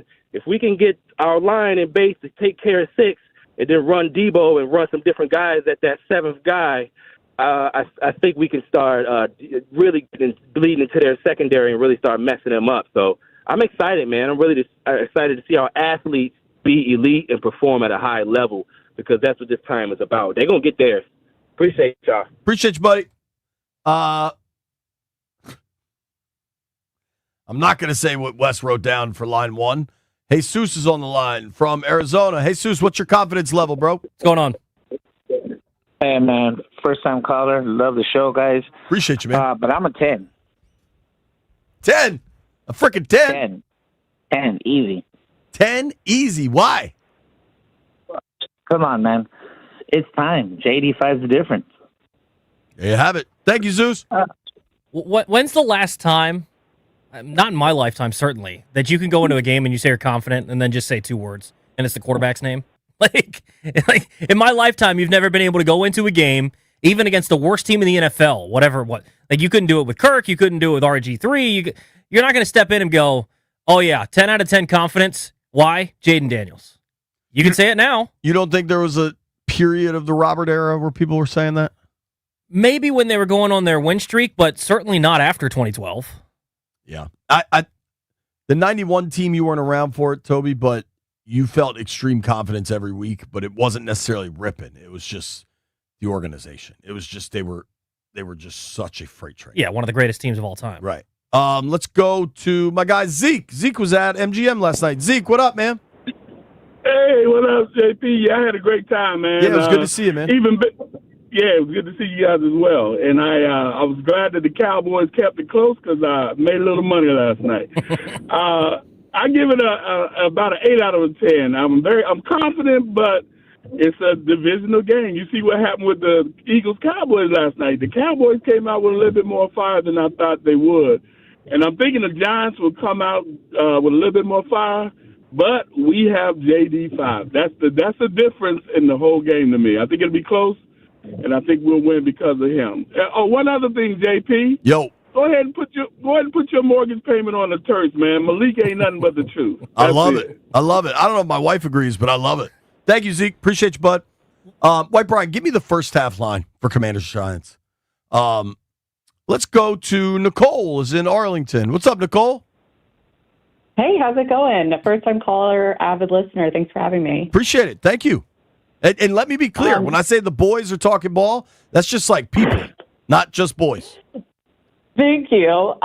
So my confidence level is an 8, but I have some thoughts on the game from last night and what I'm looking for on Sunday. So first, I have a different take on Dak and CD. I think that the first half, Dak threw it behind CD almost every single play. CD was absolutely amazing, and it was totally due to the fact that he created just yards of separation, and he really made Dak look good.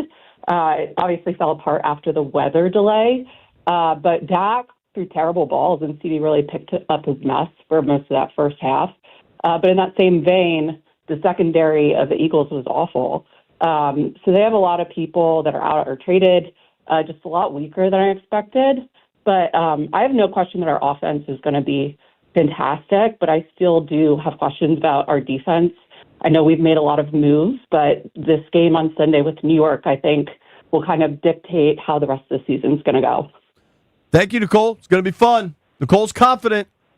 You know who doesn't throw the ball behind his receivers? Jaden Daniels. Jaden Daniels. Thank you, Nicole.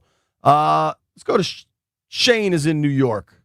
Shane, how confident are you, dude? I'm JP. Hey, look, I'm about 7 out of 10, man. It's still the Giants, right? Every time we play them, it's like the old SEC. You got to throw the records out. Every time we play them, they almost should have won. They had some questionable calls there with the field goal, with the offsides. Like, they give us a fit. It doesn't matter. But I do think number 5 is going to be back there, and he's going to take us to victory. But I think it's going to be close. I think it's going to be like a 27-21, defensive struggle. But you know what? This secondary, like the coach said, I'm curious about this secondary and see what they do. I ain't worried about the offense. The offense is going to do their thing. I'm worried about that secondary and that old defense. Appreciate you, bud. Thanks, Shane. Are you buying? Because the secondary was probably, in terms of at training camp, maybe not in the preseason games, but at the practices, they were a standout group. Are you buying that the secondary is good, or was that McLaurin's not on the practice field and they're going against Chris Moore? I don't know. I don't know that one, Toby, because McLaurin and Noah Brown weren't there, and a lot of those dudes aren't on the team and probably aren't on other teams. Yeah. But I really like what I saw from Trey. We we've seen Mikey do it on the field, and I think Lattimore looks fully healthy. If you're on hold, stay there. It's BMitch and Finlay.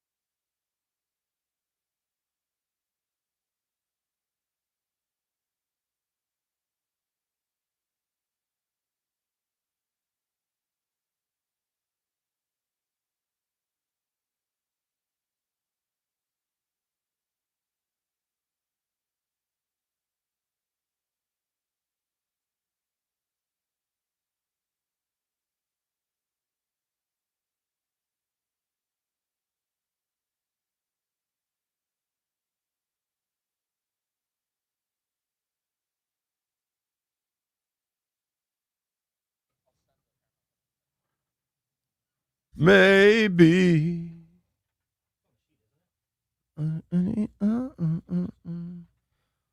Welcome back, BMitch and Finlay. Final couple minutes. We'll get you our predictions here in just a second. But football talk on 106.7 The Fan is presented by Paramount Plus. You can't count on much these days, but you can always count on Sundays with the NFL on CBS and Paramount Plus. Watch your local NFL game live every Sunday on CBS and Paramount Plus all season long. Visit ParamountPlus.com/NFL to get started today. There you have it, folks. Thank you to all the callers. We're going to run out of time because we're off a little early with the Nats game. Let's all do scores, and then let's check out how we did on our bets. Where you at, Toby? I'll go 27-14 Washington. Mulligatawny. 35-10 Commanders. Mr. Wes, young man. Wes, how old are you? I am 22. Of course you are. I didn't realize you were going to come to me, but thank you. Yeah. It's an honor. All right. Commanders. Wes really keeps his composure well. I'll do 24-13. 24-13 and White Brian. 24-23 New York Giants. Boo. Boo this man. 30-18 Washington. Ooh. But if you're looking for a number that I don't necessarily hate, Giants plus 3.5 in the first half. I don't hate that. I can see this being tight early. Everybody comes out a little tight. Defense shows up. I can see this being a little tight early. How quick do you think McLaurin starts? Like, is he out there to start the game? No, what do you mean? Is he going to be involved early? Is he going to be noticeable, or is it going to be something where it's a little bit? I won't be shocked if the first play of the game is a bubble to Terry. Yeah. Just so that storyline is over. I kind of feel like he's going to be fine. Maybe he's a limited snap count, but I don't think so, dude. I don't think you're going to look back at the end of the game and look and be like, "Oh yeah, Terry started slow." I totally agree. Shout out to my man Greg Austin. He just chimed in the YouTube chat and said, "JP, you suck." Appreciate you, bud. Sound like a real positive fella. Shout out, Greg. Let's make some bets, Landy. Maybe. Shout out to Greg Austin. You totally rule.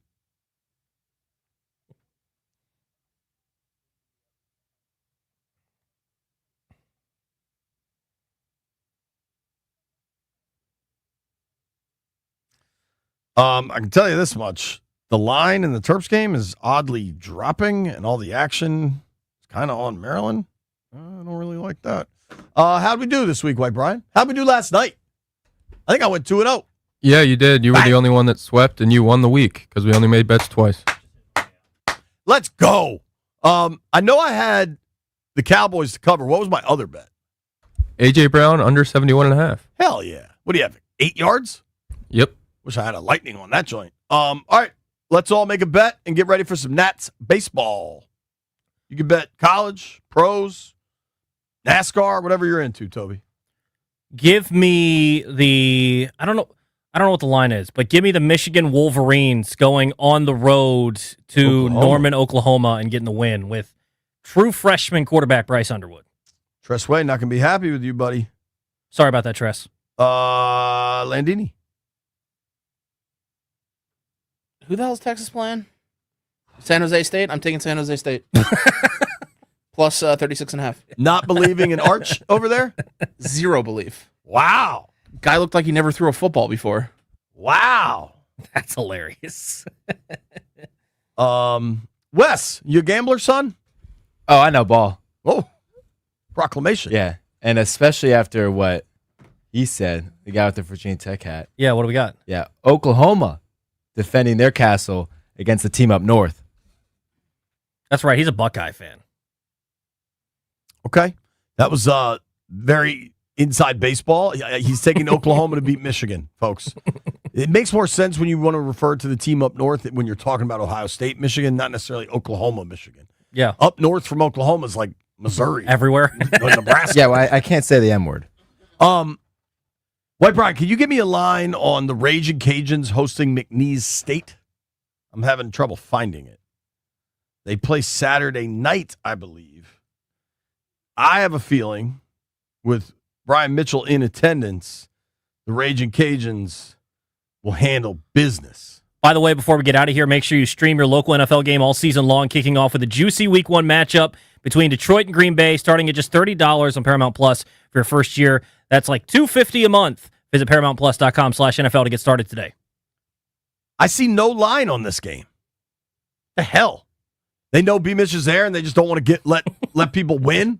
Let the people win. Raging Cajuns. White Brian, what's your pick? Auburn minus 42.5. Ball State just lost 31-0 to Purdue. 42.5. Kind of like the points. Bounce back. Thank you all for listening. Can't wait for Week 1. Made it this far. Toby owes you a beer.